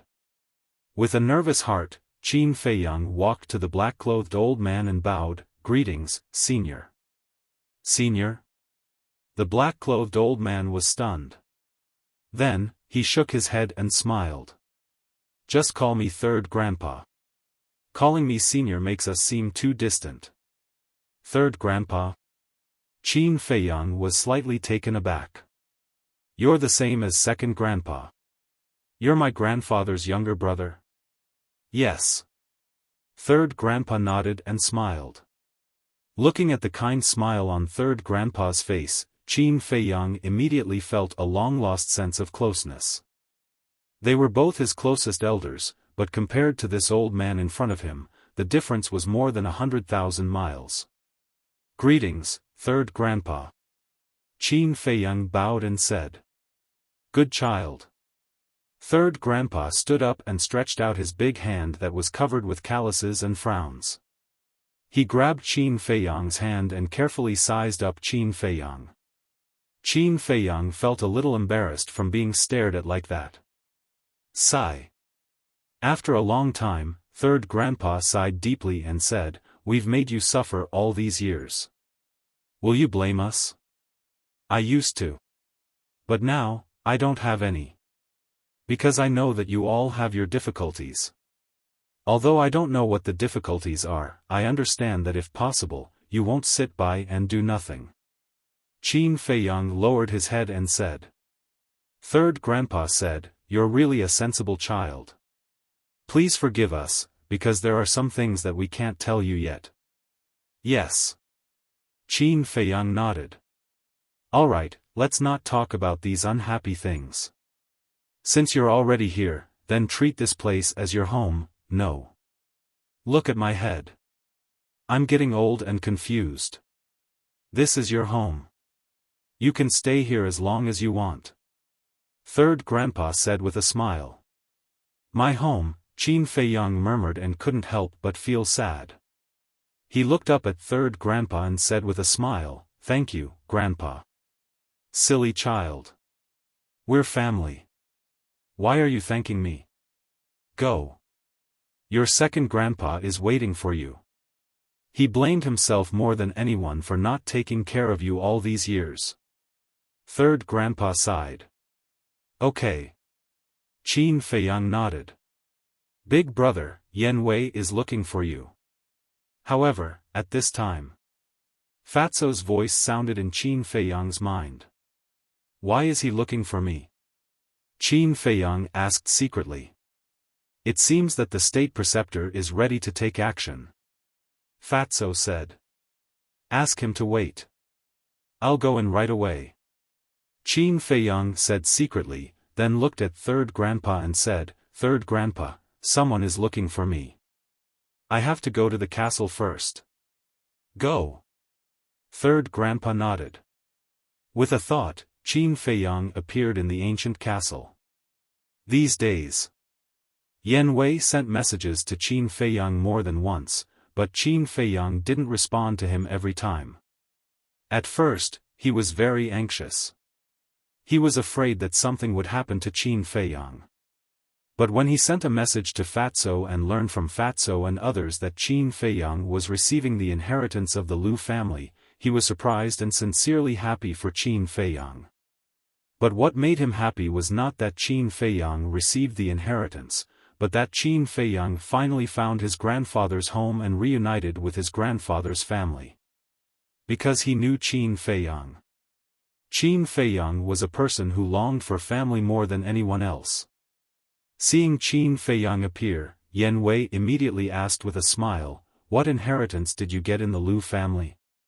Fatso and others also looked at Qin Feiyang curiously. Although they knew that Qin Feiyang got the inheritance, they didn't know what inheritance it was. Fire Phoenix Technique. Qin Feiyang said with a smile. What? Fire Phoenix Technique? Everyone was dumbfounded. Fatso said, Boss, don't tell Fat Lord that the Fire Phoenix Technique you got is the same as Lu Zheng's. It's the same. Qin Feiyang said. This, Fatso was stunned for a moment, then suddenly laughed out loud and said, If Lu Zheng knows about this, I think his expression will be very interesting. White-eyed Wolf, Lu Hong, and the others couldn't help but laugh out loud. You guys just want to see the world in chaos. Qin Feiyang looked at everyone helplessly, then raised his head to look at Yan Wei and said, You said that the Imperial Preceptor is ready to take action?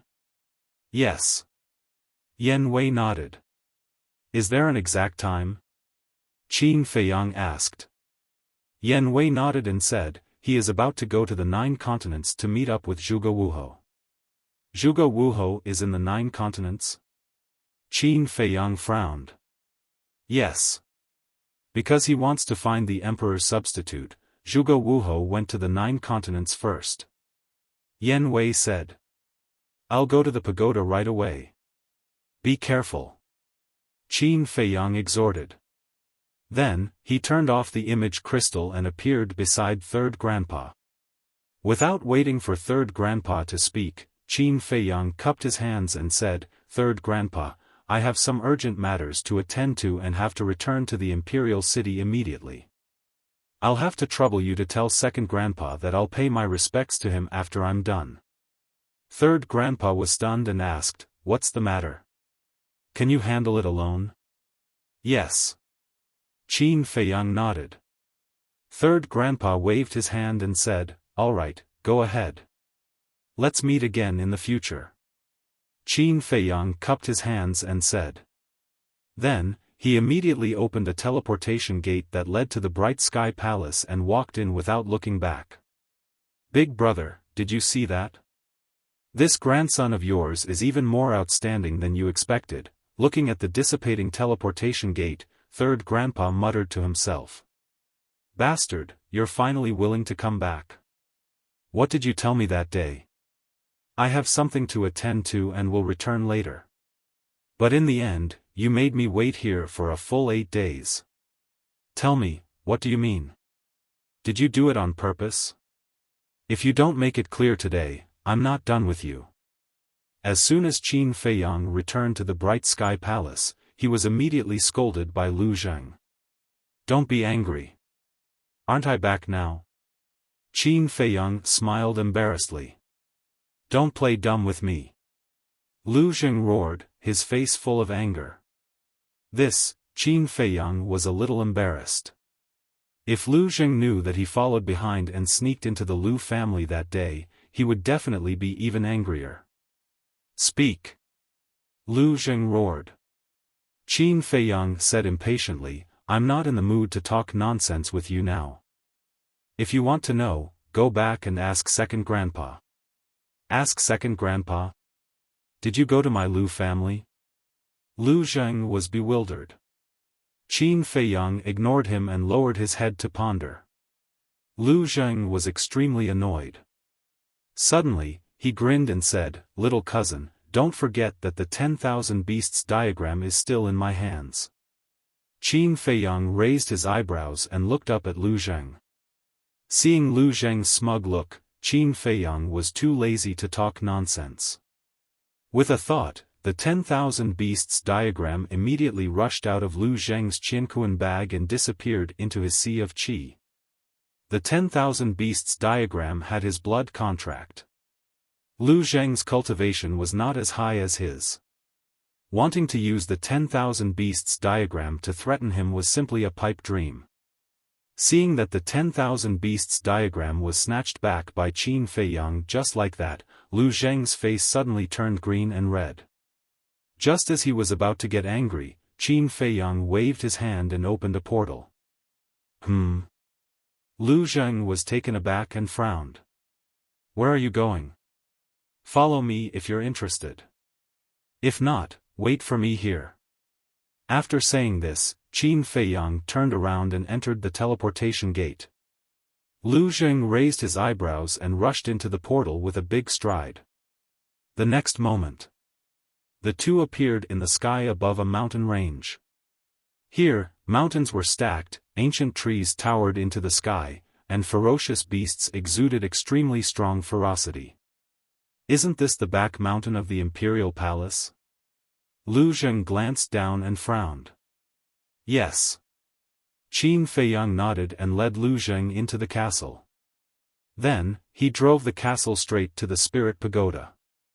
Seeing Lu Zheng enter the castle, Fatso, the white-eyed wolf, and the other beasts immediately opened their eyes full of ridicule.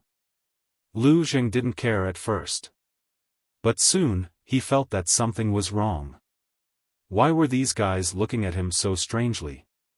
Seeing that everyone didn't look away for a long time, Lu Zheng finally couldn't help but frown. Why are you looking at me like that? Is there a problem? No, no, no. Fatso waved his hand repeatedly, but the ridicule on his face was even stronger. The Wolf King, the two-winged snow eagle, the thunder leopard, and the other beasts couldn't help but laugh. What's going on? Lu Zheng scratched his head, looking puzzled. Chapter 1373. Soon, Qin Feiyang drove the ancient castle and rushed to the pagoda. The pagoda's door was closed. Elder Qin and the commander of the Kirin army sat cross-legged on both sides of the pagoda, cultivating with their eyes closed. Qin Feiyang didn't go out either. He stood in the castle and looked at the two quietly. Time passed by breath. Suddenly, two figures descended in front of the pagoda. It was the imperial tutor and Yen Wei. Swish! Elder Qin immediately opened his eyes. Two sharp lights burst out of his eyes as he looked at the two and said, "What are you doing here?" The imperial tutor said proudly, "Who are you to interfere with what I want to do? Open the door, don't waste my and Emperor Hong's time." Elder Qin's face darkened. Sure enough, he used Emperor Hong to threaten him again. What should we do? The commander of the Kirin army asked secretly. It doesn't matter. His Majesty has fused with the Divine Order. Even if the imperial tutor goes to the 9 states personally, he won't be able to find His Majesty. Elder Qin smiled secretly. He raised his old hand and waved gently. The pagoda's stone door slowly opened. These days, Elder Qin had also told the commander of the Kirin army about the emperor. After the stone door opened, the imperial tutor looked at Elder Qin and Elder Qin with disdain. Then, he swaggered into the pagoda with Yen Wei and walked straight to the teleportation altar that led to the spiritual state. The imperial tutor looked at the altar. His eyes flashed. With a wave of his hand, a strand of pseudogod power swept into the altar. The altar instantly revived. Then, the imperial tutor and Yen Wei stepped onto the altar and disappeared. How dare they? The commander of the Kirin army looked at the teleportation altar with undisguised anger in his eyes. Elder Qin said secretly, "Don't be impulsive. It won't do us any good to fall out with them now." Hearing this, the commander of the Kirin army couldn't help but look helpless. With the support of Emperor Hong, they couldn't beat the imperial tutor at all. "Why don't you go with them?" Lu Zheng retracted his gaze and looked at the indifferent Qin Feiyang. "No need. Because they will be back soon," Qin Feiyang said lightly. Although Zhuge Wuhou had already planned with the imperial tutor before he left, Zhuge Wuhou did not know how long the imperial tutor would take to complete the imperial jade seal. This was because the 9 prefectures and the imperial capital were unable to communicate with each other. If the imperial jade seal was not completed and Zhuge Wuhou brought the corpse of the emperor back, then old man Qin would definitely be able to recognize it at a glance. So now, that was why the national master went to the spiritual state to meet with Zhuge Wuhou. In short, in order to achieve the desired effect, the imperial jade seal and the emperor's body must appear in front of Elder Qin at the same time. Just as Qin Feiyang had expected. In less than 100 breaths of time, the teleportation altar was revived again. Old Qin and the commander of the Kirin army were stunned. They quickly stood up and looked at the altar. Very soon, a group of people appeared and jumped off the altar one after another. The leader was none other than the imperial tutor. Next were Zhuge Wuhou, Zhuge Nanhua, Zhuge Nangong, and so on. They were the pillars of the Zhuge family. Yen Wei was also inside. But at this moment, Yen Wei was holding a corpse in his hands. This corpse was completely unrecognizable. Its clothes were tattered, and its body was a mess of flesh and blood. It had died a tragic death. But the blood had dried up. Obviously, it had been dead for a few days, and there was no aura on its body. Why is there a corpse? Old Qin and the commander were suspicious. Wait. The commander of the Kirin army's eyes trembled as he thought to himself, "Old Qin, why does it look like His Majesty?" Like His Majesty? Old Qin was stunned. He quickly looked at the corpse carefully, and his eyes trembled. Although the corpse was completely unrecognizable, its figure and outline were indeed very similar to the emperor. Impossible. Old Qin shook his head and muttered to himself. The national master glanced at Old Qin and the commander, and led Zhuge Wuhou and the others out of the pagoda proudly. "Stop!" Old Qin hurriedly said.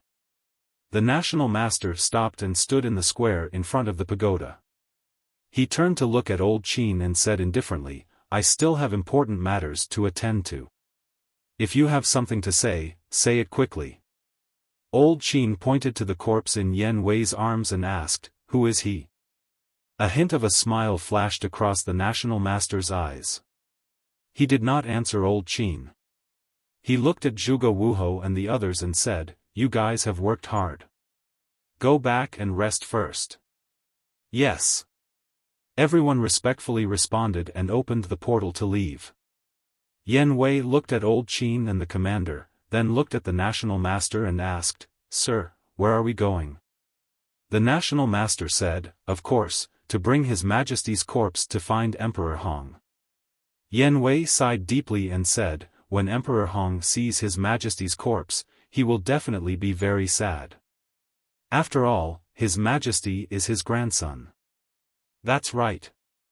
I never thought that His Majesty would actually die an unnatural death. The National Master's eyes were filled with grief. Hearing the conversation between the two, Old Qin and the commander of the Kirin army felt like a bolt from the blue, their minds rumbling. The corpse in front of them was really His Majesty? The dead cannot be resurrected. My condolences. The National Master looked at the two of them and said. Then, he sighed and soared into the air. I don't believe it. Old Qin suddenly roared and stood in front of Yan Wei. Yan Wei's face changed. At this moment, Old Qin was like a venomous snake baring its fangs, giving people a strong sense of crisis. Old Qin, what are you doing? The National Master raised his eyebrows, landed beside Yan Wei, and said angrily. Old Qin stared at the corpse and said in a deep voice, I don't believe that he is His Majesty. I want to personally verify his identity. You are blaspheming His Majesty's dragon body. The National Master was furious. What's wrong? Guilty? Is this corpse fake? Old Qin sneered. How would this National Master dare to joke about such a big matter? However, if you want to verify his identity, it will be Emperor Hong himself. How can it be your turn? The National Master snorted. Old Qin said angrily, Emperor Hong lives in seclusion and doesn't understand His Majesty at all. What can he find out? The National Master's face sank and shouted, Old man, you have guts. You actually dare to doubt Emperor Hong? You want to verify it? Fine, this National Master will fulfill your wish. Look at what this is. The National Master waved his hand, and the Imperial Jade Seal appeared. Old Qin and the Kirin army commander were shocked and quickly rushed towards the Imperial Jade Seal. The National Master grabbed the Imperial Jade Seal in his hand and said, For the safety of the Imperial Jade Seal, you can only look at it from afar and not touch it. The two of them braked and stopped. The National Master opened his palm. The Imperial Jade Seal floated in his palm, emitting a strong purple-gold dragon blood aura. There is the aura of purple-gold dragon blood. It really is the Imperial Jade Seal. The Kirin army commander muttered, his face pale. His Majesty was really dead. Old Qin's entire body froze on the spot, his mouth kept muttering. How is this possible? The National Master laughed coldly, kept the Imperial Jade Seal, and looked at Old Qin. Do you still want to verify it? Old Qin acted as if he didn't hear anything. He was like a walking corpse, his eyes empty and lifeless. Suddenly, he quivered, raised his head to look at the National Master, and said word by word, We must verify it. You really won't give up until you fall into the Yellow River. Since you insist on verifying it, then be quick. Don't waste this National Master's time. The National Master said expressionlessly. The owner of this corpse was found by Zhuge Wuho and the others in the 9 great continents with great difficulty. Other than the face, it was almost exactly the same as the Emperor. Of course. Everyone had their own unique characteristics. For example, the moles on their bodies, the lines on their palms, and fingerprints. These characteristics could not be replicated, nor could they be disguised. But Zhuge Wuho knew the characteristics of the Emperor like the back of his hand. And these. Naturally, it was the current Emperor-Empress who told Zhuge Wuho. After all, as a woman who shared a bed with the Emperor, who knew the characteristics of the Emperor better than her? Thus, when Zhuge Wuho forged this corpse, he erased all the characteristics that could prove the identity of the Emperor. In addition, at this moment, the corpse was completely unrecognizable. Its entire body was broken, and not a single part of it was complete. Therefore, the National Master was not worried at all that Elder Qin would be able to verify its authenticity. As expected. No matter how Elder Qin checked, he couldn't tell whether the corpse in front of him was real or fake.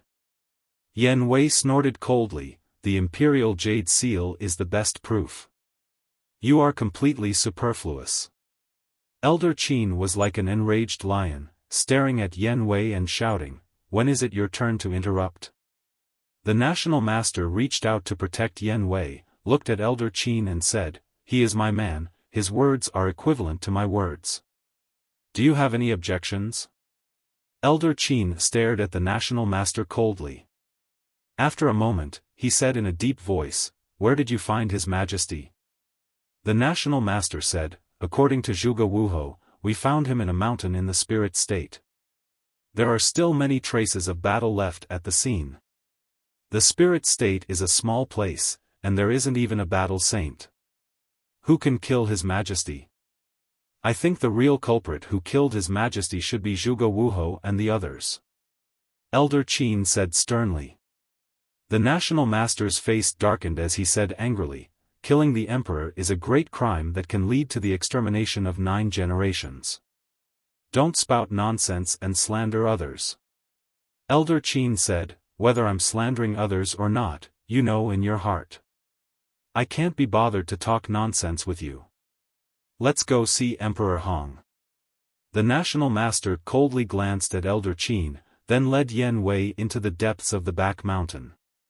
The commander of the Kirin army immediately looked at Elder Qin and said, "Didn't you say that they couldn't find His Majesty?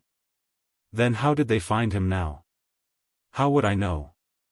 Elder Qin roared, his heart also extremely irritated. Inside the ancient castle, Lu Zheng was puzzled. "Little cousin, the National Master has already gone to see Emperor Hong, what are you still standing here for?" "That's not important." Qin Feiyang waved his hand. Lu Zheng was stunned and asked, "Then what's important?" Qin Feiyang was silent, staring at Elder Qin in the image with a trace of anticipation in his eyes. Suddenly, Elder Qin looked at the commander of the Kirin army and said, "Go to the spirit state immediately." "Why are we going to the spirit state?" The commander of the Kirin army was suspicious. "To find His Majesty. I have a feeling that His Majesty wouldn't be so easily found by the Zhuge family," Elder Qin said in a deep voice. The commander of the Kirin army said, "You mean, His Majesty might not be dead yet?" "Yes." Elder Qin nodded. The commander of the Kirin army asked, "If His Majesty isn't dead, then how do you explain the Imperial Seal? If I tell you to go, then go. Why are you talking nonsense?" Elder Qin said angrily. Okay, I'll go. Chapter 1374. But after a few steps, the commander of the Kirin army stopped again. "What's wrong?" Elder Qin looked at him in confusion. "You are stronger than me. I think it's better for you to go," the commander of the Kirin army said. "I can't go." Elder Qin shook his head. "Why?" the commander of the Kirin army asked. "Because of the state preceptor. If the corpse is fake, then this must be a trap set by him. He wants to find His Majesty's whereabouts from me. So, I have to stay here and stop him," Elder Qin said in a deep voice. "I see." The commander of the Kirin army suddenly understood. Without hesitation, he turned around and entered the pagoda. Elder Qin suddenly said, "Wait. What's the matter?" The commander of the Kirin army turned around and looked at him suspiciously. "I'm about to faint because of the state preceptor. I forgot to tell you one more thing." Elder Qin rubbed his forehead. "What is it?" the commander of the Kirin army asked. "When His Majesty first arrived at the Butterfly Valley, he destroyed the image crystal in order to disguise himself as a victim," Elder Qin said. "Then how can I find him?" the commander of the Kirin army said anxiously. "Don't worry. Although His Majesty destroyed the image crystal, he bought a new one in the capital of the spiritual state. His Majesty only established a contract with one person with this image crystal. Elder Qin said. Then it must be you. The commander of the Kirin army laughed. Elder Qin shook his head and said, No, it's not me. It's the last disciple I took in the spiritual state. What? Last disciple? The commander of the Kirin army was surprised. Inside the ancient castle, Qin Feiyang was also shocked. This old man took in a disciple in the spiritual state without anyone knowing? Who was so lucky? One had to know. It was a great honor to be chosen by a fake god and be taken in as a last disciple. Similarly, anyone who could catch the eye of a false god would definitely be a monstrous genius. The commander of the Kirin army regained his composure and said with a smile, Elder Qin, you have never accepted a disciple. Even a genius like Zhuge Mingyang is not worthy of your attention. I'm really curious. What kind of little guy can make you change your mind? Yiglao said, a little girl called Murong Jing. Murong Jing? Qin Feiyang was stunned. Why did this name sound so familiar? Yiglao continued, as for her talent, be it in cultivation or alchemy, it can only be considered average. However, she has a good personality and is sensible. She also keeps a low profile. This old man quite likes her. Accepting her as my disciple can also be considered fate. Elder Qin was about to tell the commander of the Kirin army about his fate with Murong Jing, but he suddenly shook his head and said, now is not the time to talk about this. Go and find her when you arrive at the spiritual state. She is in alchemy room number 1 in the inner palace. It's easy to find her. Does she know your Majesty's identity? The commander of the Kirin army asked. Elder Qin said, she doesn't even know my identity in cultivation strength, let alone your Majesty. I only told her that your Majesty is my good friend. What does she look like? Also, give me the coordinates of the inner palace. The commander of the Kirin army said. Although he was a big shot in imperial capital, he didn't know much about the situation in the spiritual state. Elder Qin glanced at the mountains and rivers around the spiritual pagoda warily and led the commander of the Kirin army into the spiritual pagoda. Qin Feiyang also drove the ancient castle into the spiritual pagoda. Elder Qin waved his hand, and the door of the spiritual pagoda quickly closed. Then, he looked at the commander of the Kirin army and said solemnly, the reason why His Majesty established a contract bridge with such a small figure was because he was worried that something like today would happen again. So, when you go to see Murong Jing, don't let anyone see you. Then, he added, also, the fact that she's my disciple can't be told to anyone else, especially Qin Feiyang. If that brat finds out, with his personality, he'll definitely follow the clues and find Murong Jing. I understand. The commander of the Kirin army nodded. He knew how important Murong Jing was. If Elder Qin couldn't leave or something happened, then Murong Jing would be the only person who could contact His Majesty. However, there was one thing that puzzled him. He looked at Elder Qin and asked in puzzlement, why didn't His Majesty establish a contract bridge with you? Because I attract too much attention, and my every move could be monitored. Especially Qin Feiyang. With the ancient castle, it's hard to guard against him. What if one day, when I send a message to His Majesty, he sees me? But Murong Jing is different. She's just a small figure, and no one knows her identity. Even if someone sees her, they wouldn't know that she's the only one who can contact His Majesty. Elder Qin smiled. That makes sense. The commander of the Kirin army nodded. Qin Feiyang, who was in the castle, couldn't help but give Elder Qin a thumbs up. That was so thoughtful. If he didn't hear it with his own ears, he wouldn't even think about Murong Jing, let alone Murong Jing. Elder Qin smiled faintly and waved his hand. The power of the false god appeared, and the image of a young woman appeared in front of the two. It's her.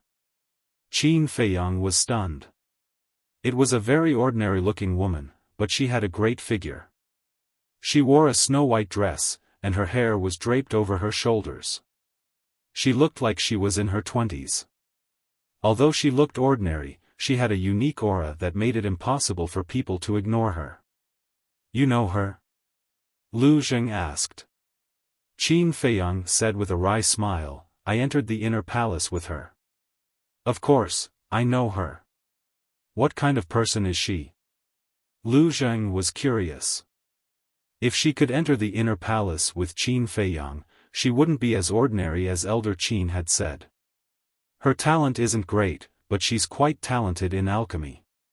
Back in the spiritual state, other than Lu Xingchen and I, she was the only woman who could make supreme-grade elixirs. Qin Feiyang said with a smile. Lu Zheng pursed his lips and said, "I knew it. Old man Qin, this old man is talking nonsense." "He's not talking nonsense either. After all, he's a false god, and he's arrogant. How could he take Murong Jing's talent seriously?" But Elder Qin is right about one thing. This woman is famous for being low-key in the state capital. Many people have asked her to make elixirs, including the treasure pavilion in the city, but she didn't agree. Qin Feiyang said. Lu Zheng said, "So, she doesn't care about fame and fortune?" "She doesn't care at all. Maybe that's why Elder Qin accepted her as his disciple." Qin Feiyang said. "She's an interesting woman. I must meet her when I have the chance." Lu Zheng lifted the corner of his mouth and revealed a playful look. Outside the inner city, Elder Qin gave the coordinates of the inner palace to the commander of the Kirin army and gave a jade pendant to the commander of the Kirin army. He said that this was a token for Murong Jing. Only when she saw this token would Murong Jing help him contact the emperor. The commander of the Kirin army memorized the coordinates. After putting away the jade pendant, he immediately turned around and activated the teleportation altar. Soon, he disappeared. However, Elder Qin didn't know that Qin Feiyang also followed the commander of the Kirin army into the teleportation altar. After the commander of the Kirin army disappeared, Elder Qin waved his hand and opened the gate of the pagoda. He walked to the square outside and glanced around the mountains with a chilling light flashing in his eyes. Then he waved his hand again, and the stone pagoda of the pagoda closed tightly. At the same time, on the top of a mountain far away, the national master concealed his presence and stood by the cliff, looking at the pagoda and Elder Qin from afar. Yan Wei stood behind the national master respectfully with the corpse in his arms, looking at Elder Qin and the pagoda as well. Moments later, Yan Wei withdrew his gaze and said with a smile, "Sir, the commander of the Kirin army hasn't come out for a long time. As you expected, he must have gone to the spiritual state." "What do you know?" "I want Elder Qin to go to the spiritual state, not the commander of the Kirin army," the national master said gloomily. "Is there a difference?" Yan Wei was puzzled. "Of course there is a difference. If Elder Qin goes, the pagoda will be guarded by the commander of the Kirin army. With his strength, he won't be able to stop this old man. Moreover, this old man can seize this opportunity to kill him. But now, Elder Qin wants the commander of the Kirin army to go to the spiritual state while he guards the pagoda. It's basically impossible for this old man to follow him to the spiritual state," the national master said angrily. Yan Wei nodded in realization. Suddenly, the national master rolled his eyes and looked at Yan Wei. "Go and test him." "How?" Yan Wei was suspicious. The national master said, "Go there now and say that you have something to do in the 9 states. If he stops you and even ignores Emperor Hong, it proves that he really knows the whereabouts of the emperor. This subordinate understands." Yan Wei nodded, put down the corpse, opened a portal, and descended in front of the pagoda. He really came. Elder Qin secretly sneered, looked at Yan Wei, and asked expressionlessly, "What are you doing here again?" This old man does not welcome the national master's lackey. Yen Wei frowned, and said, I am under the orders of the National Master and Emperor Hong. I have something to do in the 9 states, and I ask Elder Qin to open the pagoda door. Bringing out Emperor Hong again? But this time, this old man will not take half a step back. Elder Qin secretly snorted, and said indifferently, since you are under the orders of Emperor Hong, then take out Emperor Hong's handwritten order, or else there is no need to talk. Hearing this, Yen Wei's eyes flashed, and he glanced in the direction of the National Master, and said, Elder Qin, open the pagoda door, this will eliminate the National Master's suspicion of you. Elder Qin was secretly shocked, and asked, what do you mean? The National Master has long suspected that you know the whereabouts of the Emperor. This time, he asked me to come here to test you. If you don't open the pagoda door, that will confirm his suspicions. On the contrary, if you open the pagoda door now, he will dispel his suspicions and will never bother you again. Yen Wei thought. Elder Qin's pupils shrank, and said, aren't you the National Master's subordinate? Why are you telling me this? Who said I was the National Master's subordinate? Yen Wei snickered. Elder Qin was surprised, and thought to himself, if you are not the National Master's man, then whose man are you? You will know in the future. Yen Wei smiled mysteriously. Elder Qin looked at him deeply, waved his hand, and the pagoda door quickly opened. In the distance. The National Master was stunned. He actually opened the pagoda door. What was going on? Could it be that his previous guesses were all wrong? You are very smart, because the National Master is watching from afar. Chapter 1375. The Imperial Master immediately turned to look at Yen Wei and asked, what did you say? Yen Wei said, I didn't say anything. I just told him that I had received orders from you and Emperor Hong to make a trip to the 9 great provinces. He hesitated for a moment before directly opening the pagoda door. How could this be? Could it be that he doesn't know where the Emperor is? The Imperial Master frowned. This subordinate doesn't know. Yen Wei shook his head. He thought for a while and said, maybe it's because this subordinate's strength is weak, so he didn't really care. He added this sentence to leave himself a way out. Because the Emperor would return sooner or later, when the State Preceptor found out that old Qin actually knew, then with the State Preceptor's intelligence, he would definitely be suspicious of his actions today. The Imperial Master lowered his head and pondered for a while. He then looked at old Qin and said, let's not worry about this for now. Let's go see Emperor Hong and push the little prince to the throne. Yes. Yen Wei nodded. He picked up the corpse on the ground and followed behind the Imperial Master, flying towards the depths of the mountain. Back to Qin Feiyang and the commander of the Kirin army.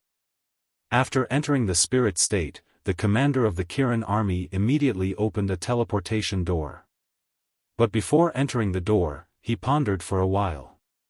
He then took out an illusion form pill and turned into a young man in his 20s before entering the door. Qin Feiyang also controlled the ancient castle and followed him in. In the next moment, the commander of the Kirin army and the ancient castle both landed on top of a mountain range. Mountain ranges, overlapping mountains, as far as the eye could see. Not far away, on top of a few majestic giant peaks, there was a huge building. That was the most important place in the inner palace. Pill Palace, Martial Palace, Resource Palace, at this moment. Many inner palace disciples were moving around in the sky above each palace. The commander of the Kirin army glanced around and entered the forest below. Soon, he found a disciple of the Pill Palace in a forest. Without saying anything, he went forward and knocked that disciple out with a palm strike. He then suppressed his cultivation to the level of a 2-star combat emperor and changed into the disciple's clothes before flying towards the Pill Palace. Finally, he successfully snuck into the Pill Hall. But that disciple was pitiful. He was stripped naked, leaving only a pair of leggings. A moment passed. Pill Refining Room 1. The commander of the Kirin army stood outside and knocked on the stone door. Soon, the stone door opened, and a woman in white appeared in front of the commander of the Kirin army. That was right. It was Murong Jing. Murong Jing looked at the commander of the Kirin army and asked coldly, "What's the matter?" The commander of the Kirin army looked around the corridor and said in a low voice, "It was your master who asked me to find you." "Master?" Murong Jing's eyes trembled. She stepped aside and said, "Come in." The commander of the Kirin army strode in. Qin Feiyang naturally drove the castle into the alchemy room. After the commander of the Kirin army entered the alchemy room, Murong Jing immediately closed the stone door. She turned around and looked at the commander of the Kirin army and asked, "Is master doing well?" The commander of the Kirin army looked at Murong Jing and said with a smile, "He is doing very well. You don't have to worry." "Then who are you?" Murong Jing looked at him suspiciously. The commander of the Kirin army thought for a while and said, "I am your master's friend. I am here to ask you to help me contact someone." "Contact someone?" Murong Jing was stunned. She seemed to have thought of something and became alert. "Don't be nervous.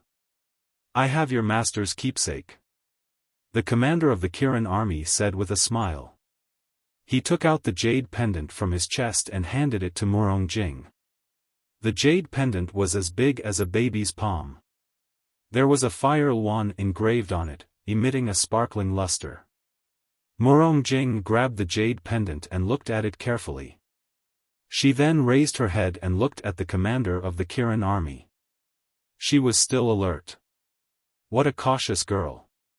The commander of the Kirin army smiled helplessly and said, "Don't worry. I am not a bad person. I am here because your master asked me to." Hearing this, Murong Jing let down her guard and returned the jade pendant to the commander of the Kirin army. Then, she walked to the side, took out the image crystal, and poured her battle chi into it. After a while, a shadow appeared. Who else could it be but the emperor? But at this moment, the emperor did not have the slightest majesty of an emperor. He was wearing an ordinary long robe and looked like an ordinary person. "Greetings, senior." Murong Jing bowed. "Girl, what's the matter?" The emperor looked at Murong Jing with an incomparably amiable smile on his face. "Are my eyes playing tricks on me? He is actually smiling so kindly." Lu Zheng was dumbfounded. And the commander of the Kirin army, who was standing on the side, looked up at the emperor's figure. His face was full of excitement, and even his body was trembling. There were even tears of joy in the corners of his eyes. It was great. His Majesty was not dead, but then, his mind was full of doubts. Since His Majesty was not dead, then who was the corpse that the Imperial Preceptor brought back? How could the Imperial Preceptor have the Imperial Jade Seal? Murong Jing looked at the Emperor and smiled. "I am fine, but someone is looking for you." "Who is it?" the Emperor asked. "Me." The commander of the Kirin army quickly ran to Murong Jing's side. "You are?" The Emperor looked at him suspiciously. "Your Majesty," the commander of the Kirin army was about to call out, "Your Majesty," but suddenly remembered that Murong Jing was still next to him. He said, "Can you give me the coordinates first? I will tell you slowly when I get there." "Who the hell are you?" The Emperor raised his eyebrows. The commander of the Kirin army said anxiously, "It is not convenient to talk here. And now I have a very urgent matter to report to you." "Urgent, report." Hearing this, the Emperor's eyes flashed. He looked at Murong Jing and said with a smile, "Girl, cover your ears." Murong Jing looked at the Emperor and the commander of the Kirin army suspiciously, but she was very sensible and did not ask much. She raised her hands and covered her ears. The emperor immediately gave the commander of the Kirin army a set of coordinates. The commander of the Kirin army immediately opened a portal. He thanked Murongjing and entered the portal. He didn't even let Murongjing know the coordinates. What is he doing? Why is he so vigilant? Lu Zheng frowned. Qin Feiyang's eyes flashed slightly. He glanced at Murongjing and drove the castle into the portal. Yuzhou. A remote town located in the mountains. There were only 500 to 600 families in the town. Just like Iron Bull Town, although there were disputes, quarrels, and schemes in the town, compared to the imperial palace, this place was much better. People left early in the morning and returned late at night, working hard. Everything seemed so peaceful and peaceful. In front of a small stream outside the town, there was a newly built courtyard. The courtyard was about 5 to 6 acres of land, surrounded by a row of wooden fences. Inside, except for a 2-story wooden building, it was all vegetable gardens and orchards. Moreover, whether it was the vegetable seedlings in the vegetable garden or the fruit seedlings in the orchard, they were all newly planted. The surroundings of the courtyard were shaded by willow trees and lush greenery, presenting a scene full of vitality. Beautiful wild flowers bloomed in the grass, attracting swarms of bees and butterflies. The stream in front of the courtyard gurgled and was so clear that one could see the bottom. One could clearly see small fish swimming happily in the stream. This place was like a pure land on earth, making people feel at ease. At this moment, a middle-aged man dressed in white was sitting alone under a willow tree by the stream. He was drinking tea and watching the fish in the stream, enjoying this peaceful life. Swoosh! Suddenly, a young strong man in the uniform of an inner palace disciple landed beside the courtyard. It was the commander of the Kirin army. He looked around and soon saw the middle-aged man sitting by the stream. He immediately swallowed the facial restoration pill. With a face full of excitement, he quickly walked to the middle-aged man's side and knelt on the ground. He bowed and said, "Your subject greets your majesty." "It's you." The emperor turned his head and glanced at the commander of the Qilin army. He did not show any emotion and said indifferently, "The people living here are all ordinary people. They don't know my identity. In the future, when you see me, don't be so courteous." "Yes." The commander of the Kirin army respectfully replied and stood up. The emperor turned back, picked up the teacup, took a sip, and asked, "Just now you said you have something urgent to report to me. What is it?" The commander of the Kirin army didn't waste any time. He immediately told the emperor about the corpse and the imperial jade seal in detail. After listening, the emperor was unexpectedly calm. There wasn't even the slightest bit of anger between his brows. Seeing that the emperor didn't speak, the commander of the Kirin army asked carefully, "Your Majesty, did you give them the imperial jade seal?" The emperor said lightly, "The real imperial jade seal is with me. The one in their hands is fake." "Fake?" The commander of the Kirin army was stunned. He said, "Why is the fake one so real? It even has the aura of the purple golden dragon blood. Have you forgotten? In this world, not only the late emperor has the purple golden dragon blood." The emperor said. The commander of the Kirin army frowned. A figure in white suddenly appeared in his mind. He said, "Your Majesty, do you mean that the imperial jade seal in the hands of the national master was made by Qin Feiyang?" The emperor said, "Even if it's not him, it has something to do with him." "How could this be? He is a descendant of the Qin clan. Why would he help an outsider?" The commander of the Kirin army was furious. The emperor smiled faintly and asked, "Is there anything else?" The commander of the Kirin army knelt on the ground again and begged, "Your Majesty, come back with me. The imperial palace really needs you now." "Go back for what? To continue the intrigue? I'm tired. I want to have a good rest," the emperor said. The commander of the Kirin army shouted, "Your Majesty, if you don't go back, the imperial capital will change. I've already expected the worries in your heart, but, so what? Look at this place. The mountains are clear and the water is clear. The people are simple and honest. There are no disputes and no worries. How can I bear to leave such a good place?" The emperor smiled faintly. "Your Majesty, the commander of the Kirin army was very anxious. Okay, you can go back. No matter what happens in the imperial capital, don't come to me. Just let me be willful for once. Enjoy life alone and enjoy this rare peace."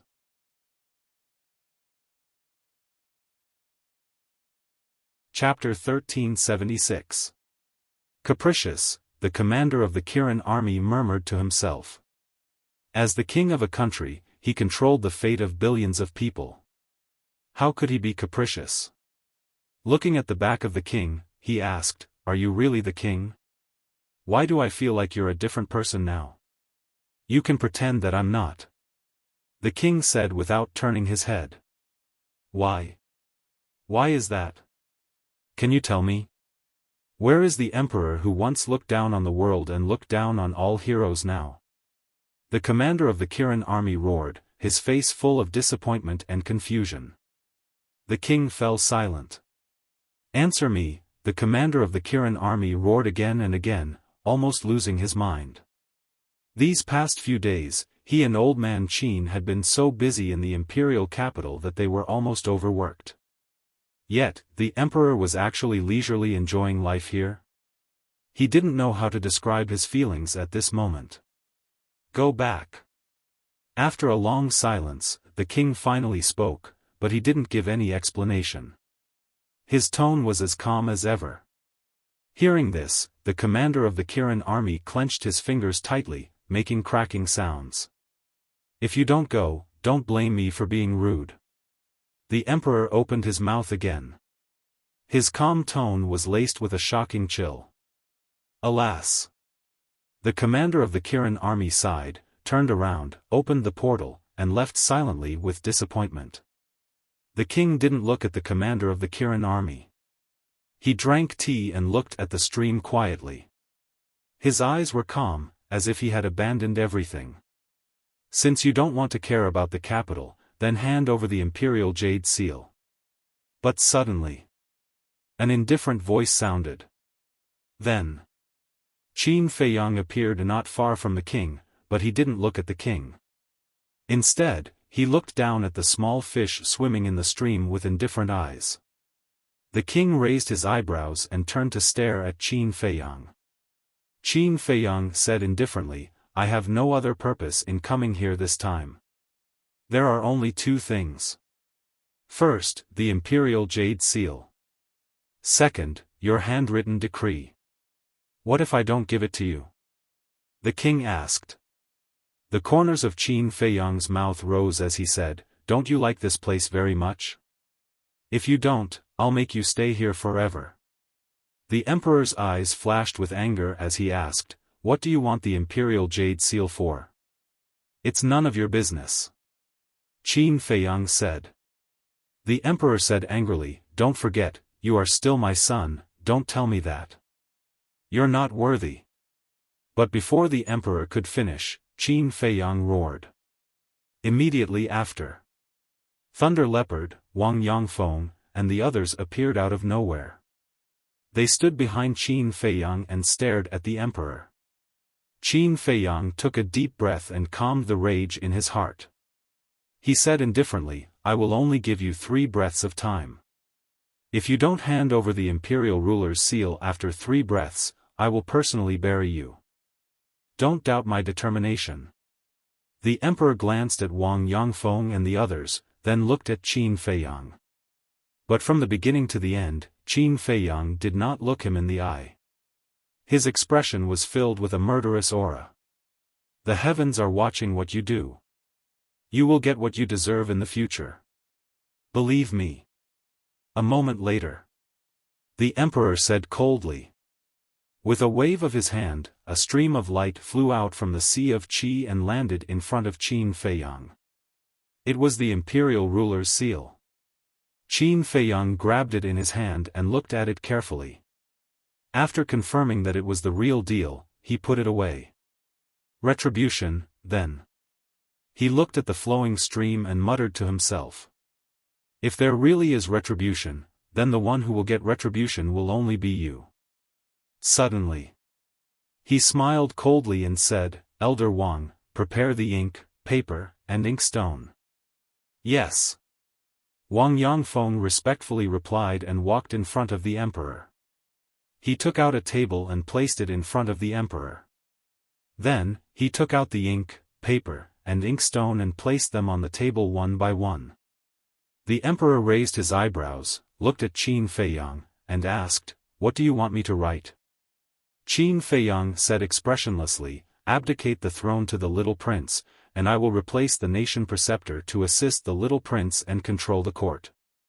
As for the details, I believe I don't need to tell you, you should know. The emperor's face darkened and he glared at Qin Feiyang angrily. Don't look at me like that. From the moment you left the imperial capital, your fate was already decided. So don't blame me. If you want to blame, you can only blame yourself. Qin Feiyang said lightly.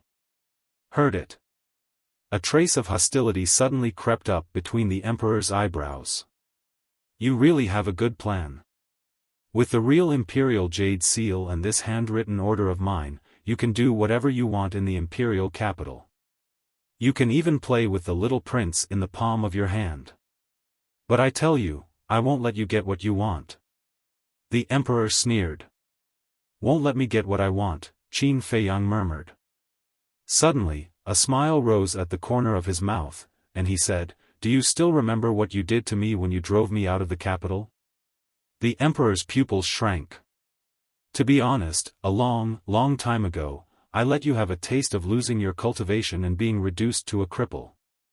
It's just that I haven't found the opportunity. Qin Feiyang laughed. How dare you? The emperor glared at him. I really don't know what I, Qin Feiyang, don't dare to do in the world today. Qin Feiyang smiled coldly and said, Dan Wangkai, refine a spiritual disaster pill for me right now. Okay. Dan Wangcai's voice immediately sounded in Qin Feiyang's mind. Don't go too far. The emperor stood up, looked at Qin Feiyang, and shouted. When you forced me to take the spiritual disaster pill, why didn't you feel that you were going too far? Didn't you just say that there would be retribution? And this is retribution. Qin Feiyang said with a smile. The emperor's heart sank. Qin Feiyang was aggressive, and the thunder leopard and the other two beasts, as well as Wang Yangfeng and the others, were also eyeing him covetously. Did he have a choice? Alas! The emperor sighed deeply, and his expression looked extremely lonely, as if he had aged dozens of years in an instant.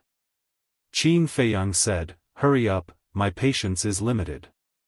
The emperor glanced at Qin Feiyang, then turned to look at the brush, ink, paper, and inkstone on the table. Wang Yangfeng had already laid out the paper. Wang Yangfeng had also ground the ink. Wang Yangfeng also handed the brush to the emperor with both hands. Now, they were only waiting for the emperor to take the brush and draft an edict. I didn't expect this. I'm the emperor of a country, but I've actually fallen to this point. How sad, how lamentable.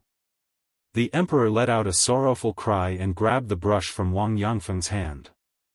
Then, he began to write rapidly, and lines of small words appeared continuously.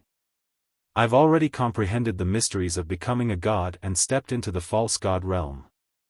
But after becoming a god, my state of mind changed and I've seen through everything in the world. I don't want to care about the affairs of the world anymore and I want to cultivate. After thinking about it, I've decided to give the throne to the little prince, Qin Haotian. But because the little prince is still young and can't manage the affairs of the country, I appoint Qin Feiyang to be the imperial preceptor of the great Qin dynasty and assist the little prince until the little prince grows up. This is my handwritten edict. The civil and military officials and the feudal lords are not allowed to have any objections. That's all. That was all the content of the edict. Wang Yangfeng picked up the paper, dried the ink on it, looked at it carefully for a while, and nodded to Qin Feiyang. Qin Feiyang went forward and took a look, then took out the imperial jade seal and pressed it on it. A red jade seal was immediately printed on the paper. Then Qin Feiyang put away the edict and the imperial jade seal, looked at the emperor and said, "Now, everything in the imperial capital has nothing to do with you. You can slowly enjoy it here." After saying that, Qin Feiyang waved his hand and sent Lei Bao, Wang Yangfeng, and the others to the ancient castle, then opened a portal. "Now is such a good opportunity, why don't you just kill me?" Just as Qin Feiyang was about to enter the portal, the emperor asked gloomily. "Can killing you relieve my hatred?" "No. Next, I'll let you know how stupid your actions were back then. I'll make you suffer so much that you'll want to die and regret it for the rest of your life." Qin Feiyang indifferently left behind a sentence and entered the teleportation gate without looking back. "If you don't kill me now, you'll regret it in the future," the emperor looked at Qin Feiyang's back and muttered. Whether it was the commander of the Kirin army or Qin Feiyang, after leaving the emperor's place, they all returned to the imperial capital directly. When the commander of the Kirin army told Old Qin the emperor's words in full detail, Old Qin also had a look of disappointment. The emperor was not anxious, but the eunuch was anxious. Even the emperor himself was not worried that the throne would be stolen, so what was he worried about? But even so, he still couldn't let it go in his heart. Because his feelings for the great Qin Empire were too deep. When the great Qin Empire was in trouble, he couldn't sit back and do nothing. Qin Feiyang saw all of this and felt gratified in his heart.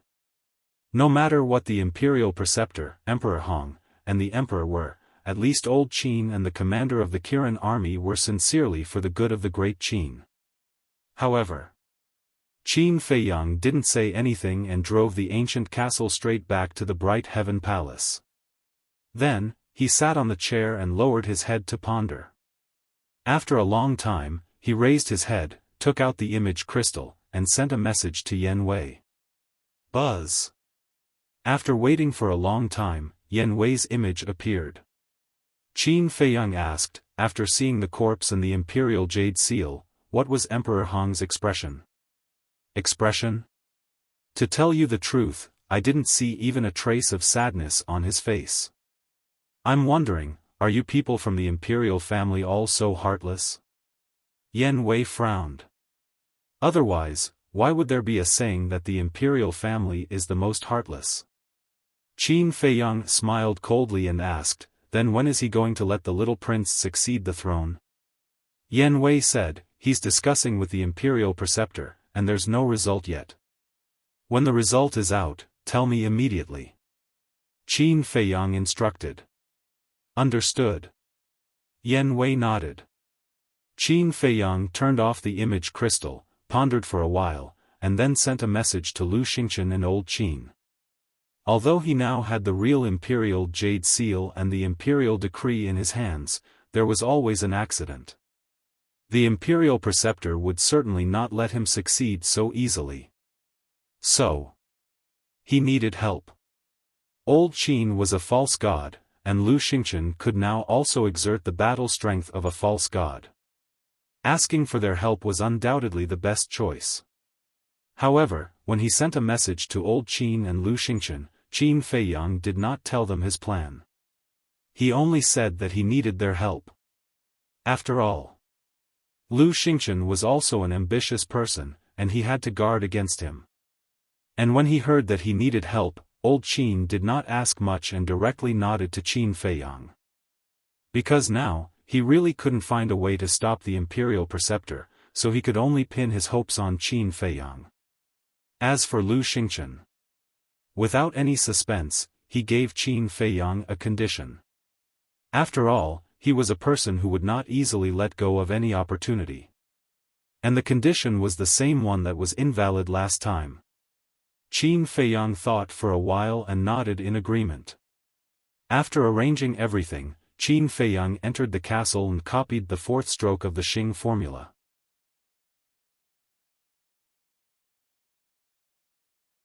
Chapter 1377.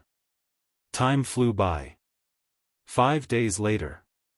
A piece of news spread in the imperial palace.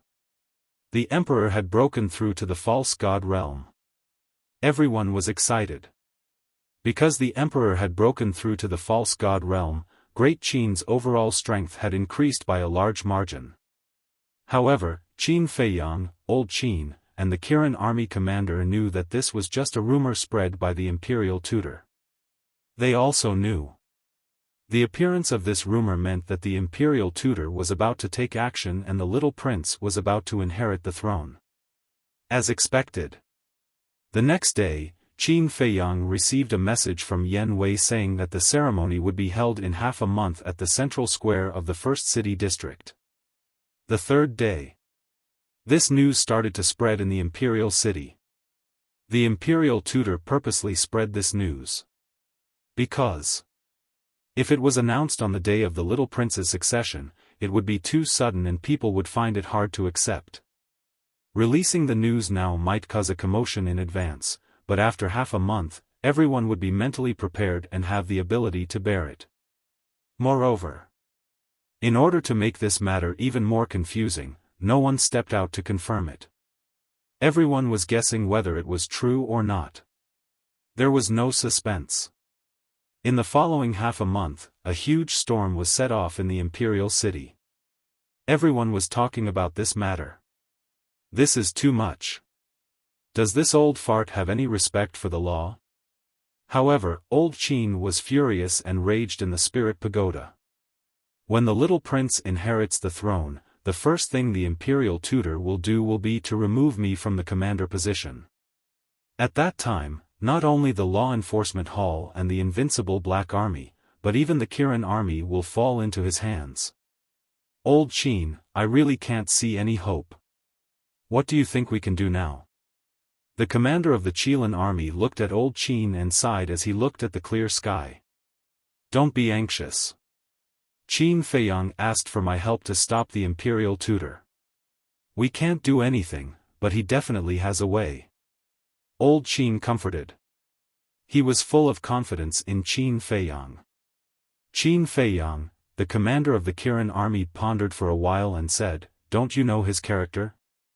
Even if they do make a move, it will definitely be something detrimental to His Majesty. That's not important. As long as he truly wants the best for Great Qin, I will unconditionally support him." Old man Qin clenched his fists. No matter what, they had to stop the Grand Preceptor this time. Otherwise, the Grand Qin Empire would fall into chaos soon. Half a month passed quickly. In addition to the previous 5 days, Qin Feiyang had been cultivating for a total of 20 days. Although only 20 days had passed in the outside world, 200 days had passed in the ancient castle. Half a year. Qin Feiyang had only imitated half of the fourth stroke of the feasible character formula. In other words, how long would it take to finish the fourth stroke? However, with the castle around, Qin Feiyang didn't really care. On the contrary, he was very excited now. Because, after this period of seclusion, not only had the cultivation of Wolf King, Fatso, and the others greatly improved, the Thunder Leopard, the three beasts, Wang Yangfeng and the others had all stepped into the peak of the 9-star War Emperor realm. In other words, in just a few dozen days, his foundation had increased by several times. Especially Thunder Leopard. When it was a 9-star War Emperor, with its natural advantage, it was enough to contend against a peak 9-star War Emperor realm super expert. And now, its cultivation had also stepped into the peak realm, and it already had the ability to kill others in an instant. In short, Thunder Leopard was now his strongest helper. Of course, the current white-eyed wolf could not be underestimated. Although its cultivation was not as good as Thunder Leopard, there was one thing that Thunder Leopard could never compare to. That was Wolf King's battle soul. Its battle soul was the nemesis of all battle souls. Therefore, after breaking through to the War Emperor realm, Wolf King was undoubtedly even more terrifying. Because its innate ability could deprive all living beings of their battle soul below the false god realm. Everyone knew the importance of the battle soul. Once the battle soul was lost, one's strength would drop by half. Therefore, in terms of threat, the Wolf King posed a greater threat to everyone than anyone else. Besides, the current white-eyed wolf's cultivation was not too low, it was a 3-star War Emperor. It was even close to breaking through to the 4-star War Emperor realm and catching up to Qin Feiyang. Early in the morning. The sky had not yet brightened, but the sky and streets of the first district had already become a sea of people. The surroundings of the central square were even more crowded. The teleportation gate in the square had long been closed. More than 100 men in black stood neatly at the edge of the square. Their eyes were cold, and their bodies were exuding a terrifying aura. They were not the invincible Black Army, nor were they the commanders of the Kirin Army. They were the enforcers of the inner court. The leader was the hall master of the inner court, Zhuge Nanhua. Zhuge Nanhua, a super expert at the peak of the 9-star War Emperor realm. The 100 over black-clothed men were all 9-star combat emperors. They were naturally arranged by the state preceptor to maintain the order of the day. More than 100 9-star War Emperors were dispatched. It was enough to show how much importance the state preceptor placed on this ceremony. Other than Zhuge Nanhua and the 100 over men, there was also the chief eunuch, a few maids and eunuchs. They were setting up the scene and preparing the things for the ceremony. In the square, it was in full swing. In the pagoda, Elder Qin and the commander of the Kirin army were also waiting anxiously. However, in the ancient castle, it was dead silent. Qin Feiyang was still imitating the 4th stroke. Everyone was also cultivating, and there was not the slightest bit of tension in the atmosphere. Time passed just like that. The sky was bright. However, the sun did not rise. The sky was covered in haze. It was very hot and stuffy. It made one's mood somewhat irritable. In the square, under the lead of the chief eunuch, everything was basically set up properly. In the center, there was a statue of a god. The statue held a broken sword and looked up at the sky. It was like a god, exuding a monstrous aura. That's right. This was the statue of the deceased emperor. When every emperor ascended the throne, they had to pay respects to their ancestors first. Below the stone statue, there was a dragon throne. It was completely made of gold and dazzling. Other than the dragon throne, there were no other seats in the square. This was because only one person was qualified to sit in the ceremony, and that was the current emperor. Even the heir, the little prince, had to stand respectfully before the ceremony was over. On the ground in front of the dragon throne, there was a layer of golden fur mat. This was the place where the civil and military officials, as well as the marquises, stood. The chief eunuch glanced at the statue and the dragon throne. He walked to Zhuge Nanhua's side and said respectfully, "Lord Nangong, it's about time." Zhuge Nanhua nodded and looked up at the sky. He frowned and said, "The weather today is not very good." "Yes. It feels like it's going to rain." The chief eunuch frowned. The coronation ceremony was related to the fate of the great Qin dynasty. Therefore, there was a saying in the imperial palace, if it rains during the coronation ceremony, it is a bad omen. Thinking of this, the chief eunuch looked away and looked at Zhuge Nangong. He said in a low voice, "Should we change the date and hold the ceremony when the weather is better?" "Change the date?" Zhuge Nangong frowned and said, "The news has already been released. If we change the date now, I don't think it's appropriate." The chief eunuch said worriedly, "But the weather looks like it's going to rain." Zhuge Nanhua looked up at the sky again and saw dark clouds surging in the sky. The weather was fine yesterday. Why did it become like this today? Zhuge Nanhua was furious. He looked away and said to the chief eunuch, "You stay here and watch. I'll go ask the Grand Master." Okay. The chief eunuch nodded. Zhuge Nanhua immediately opened a portal and landed in front of the Grand Master's courtyard. He said, "I have something to ask the Grand Master." "Come in." The Grand Master's voice came from the attic. Zhuge Nanhua entered the courtyard and walked to the front of the attic. He pushed open the door and saw the Grand Master sitting alone by the tea table, staring at the void in front of him. There was a hint of anticipation, joy, and nervousness on his face. Zhuge Nanhua entered the hall and closed the door. He cupped his hands and said, "Nanhua greets the Grand Master."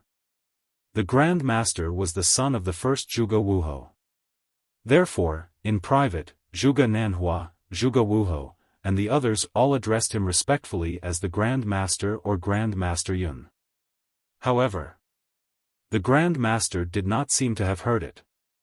He was still staring at the void in front of him. Zhuge Nanhua looked at the void in doubt. There was nothing there. Suddenly, he looked at the Grand Master and said with a smile, "The Grand Master must be very excited right now." The Grand Master finally looked away and said, "After waiting for so many years, this day has finally come. Of course, I'm excited, but at the same time, I'm a little hesitant." Hesitant? Zhuge Nanhua was stunned and asked in confusion, "What is the Grand Master worried about?" The Grand Master shook his head and said, "I don't know either. I can't explain the feeling. In short, I just can't calm down. This is because the Grand Master has waited for too long. When this moment really arrives, it feels too unreal." Zhuge Nanhua said with a smile. Yes, that's the feeling. It's very unreal, like a dream." The Grand Master nodded repeatedly. "Grand Master, you don't have to worry. With Emperor Hong around, the little prince inheriting the throne is a sure thing. There won't be any changes, and it won't change because of anyone." Zhuge Nanhua comforted.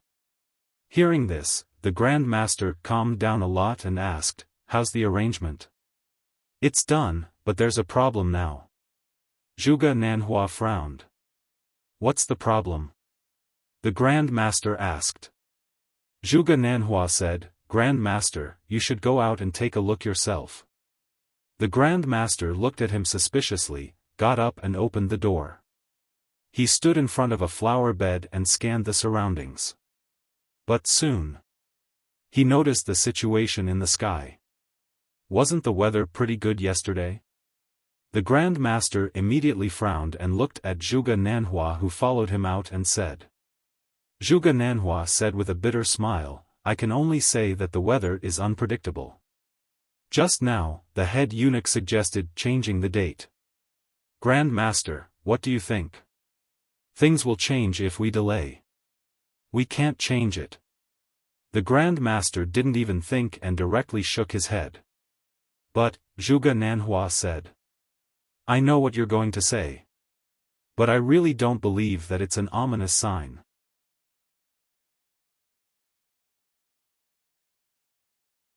Chapter 1378. Old Ancestor, sometimes you can't just ignore luck. Zhuge Nanhua frowned. The Grand Tutor nodded. "You're right. But tell me, who will inherit the throne this time?" "The little prince." "Do you even need to ask?" Zhuge Nanhua was stunned and looked at the Grand Tutor in confusion. "That's right. It's the little prince who will inherit the throne. Even if it's an ominous sign, it's the little prince's business. What does it have to do with us? Besides, this ominous sign is only spread within the imperial palace. Outsiders don't know about it. Even if it really rains, it won't cause too much of a commotion." The Grand Tutor sneered. "That's right." Zhuge Nanhua nodded in realization. The Grand Tutor smiled. Maybe we're the ones who brought this ominous sign. We? Zhuge Nanhua was stunned. That's right. Because we want to take the throne from the little prince, the ominous sign has appeared. This is a warning from the heavens to the little prince.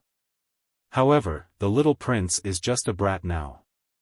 He doesn't know anything and doesn't understand this at all. The Grand Tutor said. Zhuge Nanhua pondered for a while and looked up at the sky. He smiled. Old ancestor, what you said does make sense. After saying that, Zhuge Nanhua said worriedly, however, if it really rains, Emperor Hong might give the order to cancel the ceremony. Therefore, we have to complete the ceremony as soon as possible. Go to the square first and maintain order.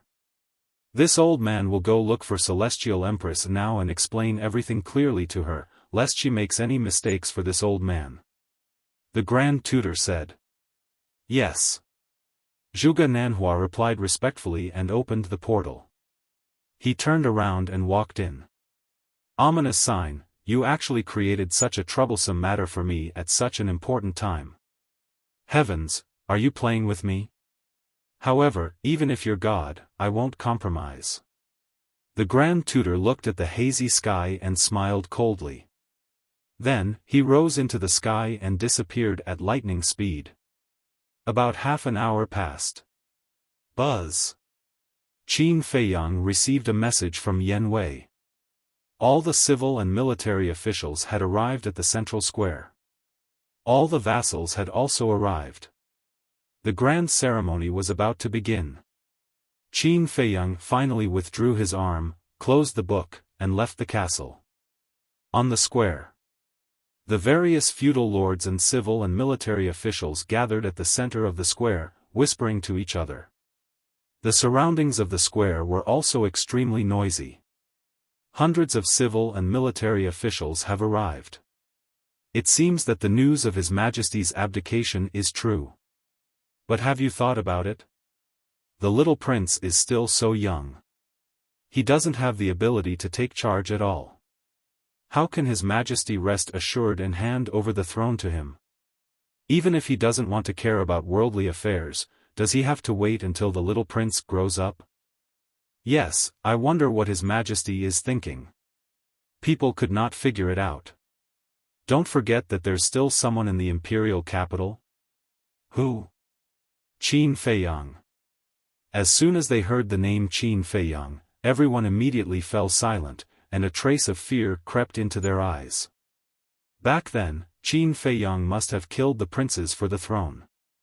Because once the princes are dead, he will be the only heir. No one can compete with him. It makes sense. Although he was expelled from the imperial palace, he is still the emperor's flesh and blood. If the emperor has no children, he will definitely be considered when he abdicates. However, he is still one step behind. The emperor and empress gave birth to another Ryuko. That being said, the little prince is too weak. With Qin Feiyang's means, it will be a piece of cake for him to deal with him. I think there will definitely be a scene of brothers killing each other today. Just as the people were discussing, three figures suddenly appeared in the sky above the square. Prince Hao Tian, Empress, and the state preceptor have arrived. The chief eunuch shouted loudly. The square immediately fell into a dead silence. Everyone looked up at the three people. At the moment, the three people were dressed very formally. The state preceptor wore a golden crown and a pale golden robe. He held his head high and his hands behind his back. His face was serious and he looked extraordinary.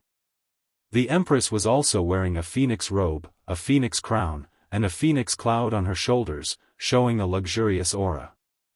The little prince was wearing a golden robe with a four-clawed golden dragon embroidered on it. It was very vivid. However, after all, the little prince was still young. Looking at the civil and military officials, the various vassals, and the people gathered around, there was a touch of panic on his little face that could not be concealed. Greetings, Your Highness. Greetings, Empress. Greetings, State Preceptor. Zhuge Nanhua and Zhuge Wuho looked at each other and both knelt down to kowtow. Seeing this, the other Wuho, civil and military officials, as well as the surrounding people, immediately knelt down. One must know. At the moment, there were at least 8 million people gathered in the first district. With so many people speaking at the same time, what kind of scene was it? The voices intertwined with one another and soared into the sky, shaking the heavens. The state preceptor and the empress enjoyed the feeling of being worshipped by the people and being high and mighty. But the little prince was at a loss. When the empress noticed the little prince's situation, she whispered, "Haotian, let them rise." Oh! The little prince nodded and stretched out his little hand. "Everyone, please rise." "Thank you, Your Highness." Everyone bowed and stood up. The empress raised her eyebrows, squatted in front of the little prince and helped him tidy up his clothes, and whispered, "Haotian, what you said was wrong." "What's wrong?" The little prince's face was full of suspicion. "No matter if you are a prince or an emperor, you can't say the word please to the civil and military officials, or the people of the empire. Because this will make you lose your dignity, understand?" Celestial Empress advised earnestly. The little prince nodded his head as if he did not understand. The state preceptor at the side secretly sneered. The little prince was so young, how could he understand these things? Cough. The state preceptor coughed and said, Empress, everyone is waiting, bring the little prince down first." "Okay." The empress nodded, grabbed the little prince's hand, and landed in front of the dragon throne.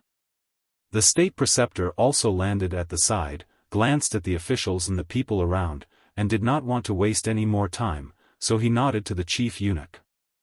The chief eunuch understood, looked forward, and said loudly, "The ceremony begins." Everyone immediately quieted down. The square was as silent as ashes. The civil and military officials, as well as the marquises, were also divided into 2 camps, standing neatly on both sides of the dragon throne. "Bring the holy water." The chief eunuch shouted again. Immediately, 2 palace maids walked into the square. One of the palace maids was holding a golden basin half filled with water, and as she walked, she created layers of waves. The other palace maid was holding a golden tray, and on it was a neatly folded towel. The void. Lu Xingchen stood in the space divine item, looking at the little prince, the empress, and the state preceptor in the image, his eyes flickering. Mu Qing looked at the golden basin in the palace maid's hand and asked in confusion, "My lord, what is this holy water?" Lu Xingchen was stunned and teased, "If I say that it can bring the dead back to life, will you believe it?" "Of course. Otherwise, why would it be called holy water?" Mu Qing said. Lu Xingchen was speechless for a moment, and shook his head. "The holy water is just dew collected in the morning." Mu Qing looked stunned. "This is the so-called holy water?" For a moment, he was quite speechless. "Why isn't Qin Feiyang here yet?" Lu Xingchen looked at the image again and murmured. Mu Qing said disdainfully, "Don't you know this bastard? He will definitely wait until the end and appear as the finale." Lu Xingchen was stunned, then shook his head with a smile, and murmured, "I don't know what he wants to do this time. It can't be anything good." Mu Qing snorted coldly. He had a lot of opinions about Qin Feiyang now. Outside, the 2 palace maids walked up to the little prince and bowed. "Greetings, Your Highness." "Please," the little prince was about to say, "please," again, but when he saw the empress's eyes, he shrank his neck slightly and immediately changed his words, "Rise." "Thank you, Your Highness." The 2 of them thanked him respectfully. But they didn't rise. Instead, they knelt on the ground and handed the golden basin and towel to the little prince. The little prince looked at the golden basin and towel suspiciously, raised his little head, looked at the empress, and asked, "Mother, what should I do?" Wash your hands. Then use the towel to wipe the water off your hands. This is a necessary step to worship the ancestors. The Empress whispered. I see. The little prince smiled and immediately raised his 2 little hands and put them into the golden basin. Then, a shocking scene appeared. The little prince suddenly became playful and played with the water in front of everyone. He was having a lot of fun. After all, he was still a child and still had the innocence of a child. But the state preceptor's face gradually darkened when he saw this scene.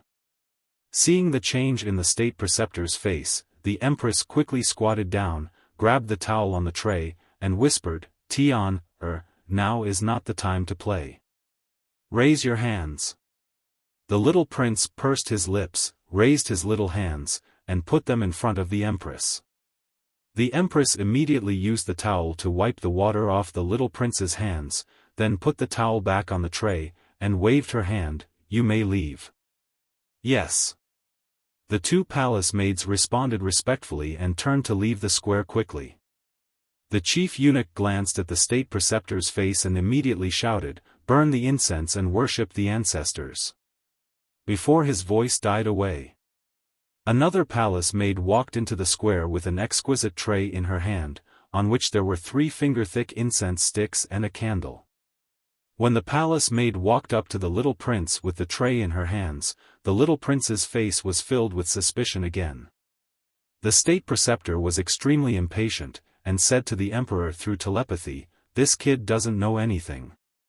It's a waste of time. Bring him to burn the incense and worship the ancestors. Okay. The empress responded secretly, then grabbed the 3 incense sticks and lit them on the candle. Immediately, green smoke curled up. Then, the empress pulled the little prince to the statue of the late emperor, and knelt down and kowtowed 9 times. At this moment, the civil and military officials, the zhuge liang, and the surrounding people also kowtowed to the statue.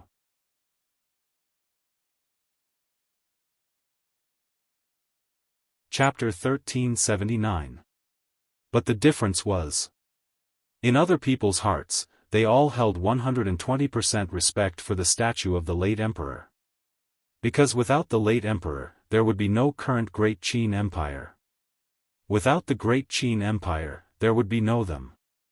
So, people were not only grateful to the late emperor, but also grateful. But the imperial preceptor and the people of the Zhuge family were full of ridicule. So what if the late emperor was strong? Wasn't the Great Qin Empire now in the hands of their Zhuge family?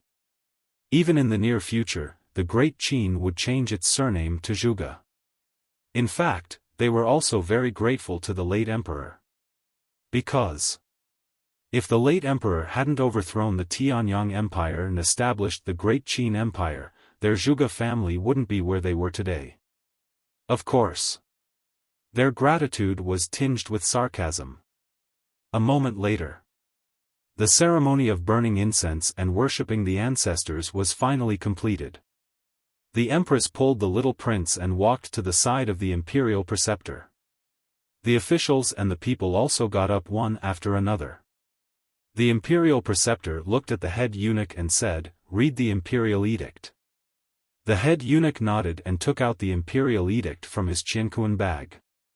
This imperial edict was naturally prepared by the imperial preceptor and Emperor Hong in advance, and it was even stamped with the imperial jade seal. Seeing the head eunuch take out the imperial edict, the people present knelt on the ground again. This time, the empress and the little prince also knelt down.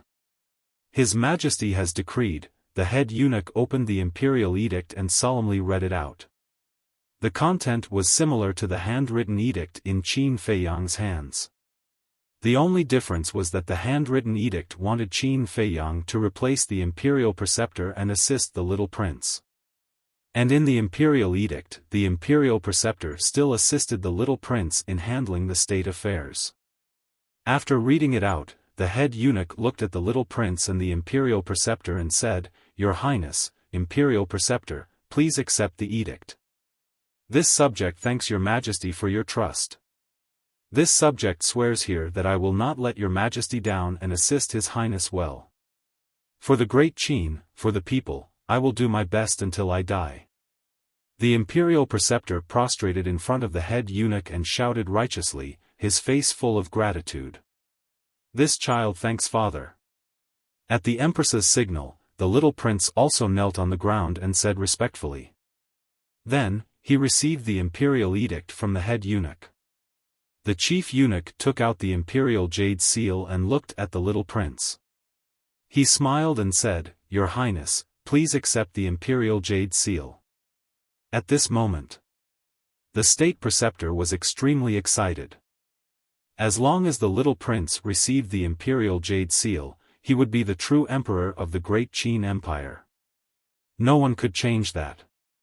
The empress was equally excited. A mother's status depended on her son. Now that the little prince had become the emperor, her status in the imperial palace would naturally rise as well.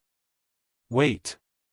But just as the little prince stood up and was about to take the imperial jade seal, a cold voice sounded. Everyone was slightly startled and quickly looked towards the source of the voice. They saw that the person who spoke was the Marquis of Xiao.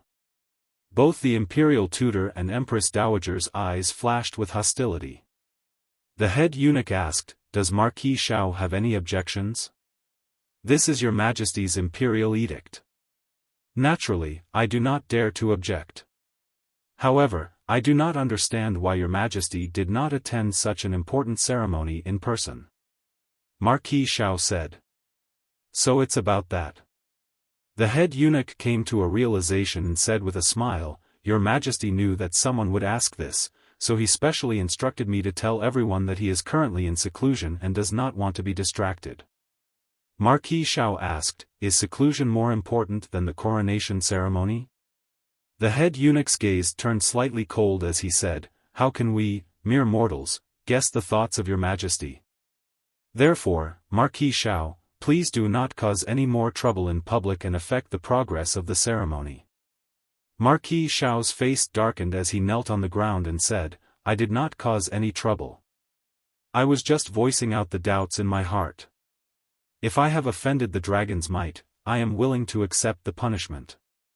The head eunuch smiled and said, Marquis Xiao is concerned about your majesty. Your majesty will definitely be deeply gratified when he learns of this. Please get up quickly. Marquis Xiao frowned as he stood up and retreated to the side. He really wanted to see the emperor, but based on the current situation, it was impossible. The head eunuch also secretly heaved a sigh of relief. He scanned the civil and military officials and the various marquis and asked, Does anyone else have any objections? No. Marquis Zhuge was the first to shake his head. The others looked at each other and shook their heads as well. The head eunuch swept his gaze across the crowd and looked at the little prince. He smiled and said, Your Highness, please accept the imperial jade seal. All right. The little prince nodded and raised his hands.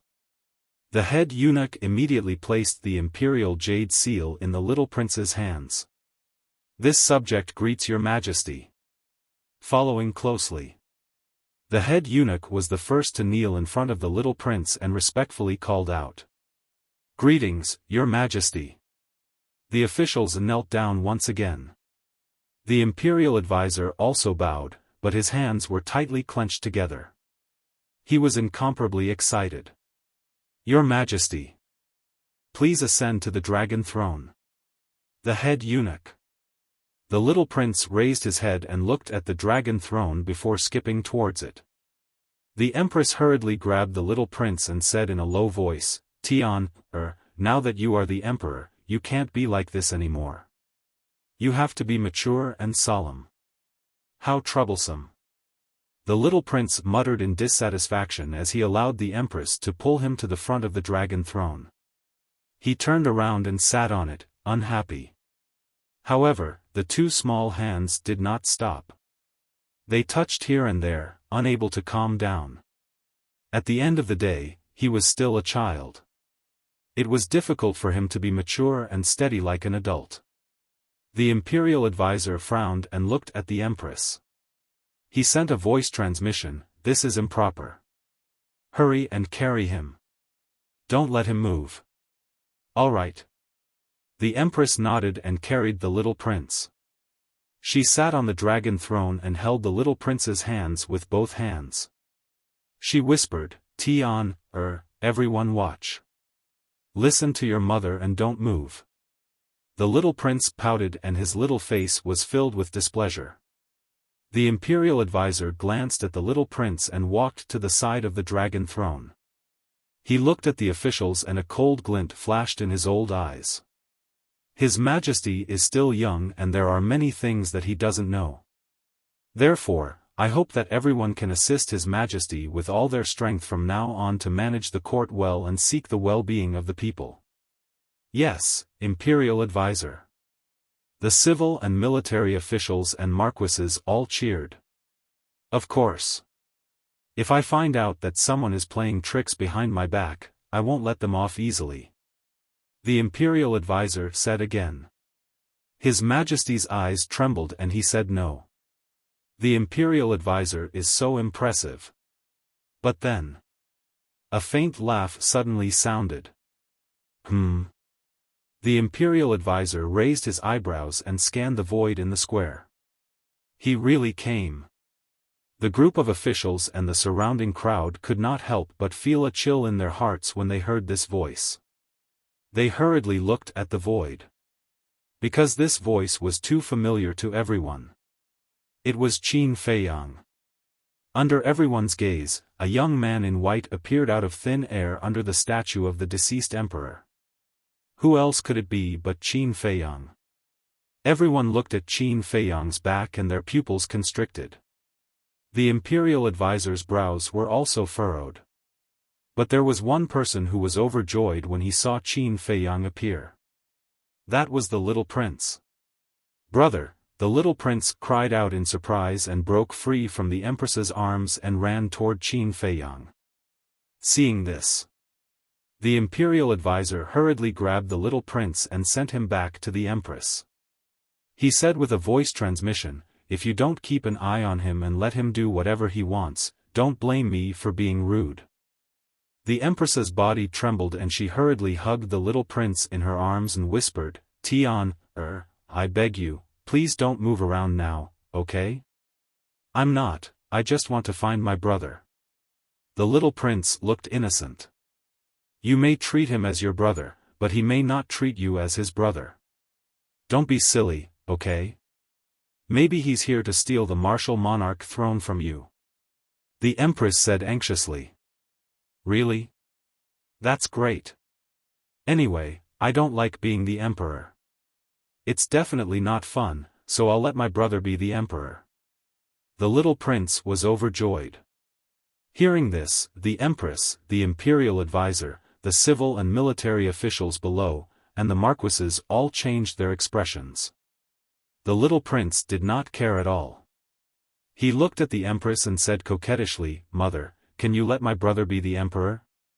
The imperial advisor suddenly turned his head and stared at the little prince like a poisonous snake, his eyes flashing with a terrifying light. The little prince was small and did not care at all. However, the empress's face turned pale instantly. She hurriedly covered the little prince's mouth and begged, "My little ancestor, can you stop talking?" The little prince looked wronged. Qin Feiyang did not seem to notice all of this. From the moment he appeared, he had been looking at the statue of his ancestor in silence. After an unknown period of time, Qin Feiyang suddenly knelt on the ground and bowed respectfully to the statue of his ancestor.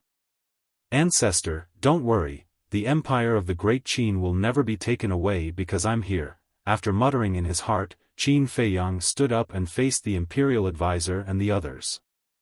The imperial advisor frowned. "What are you doing here?"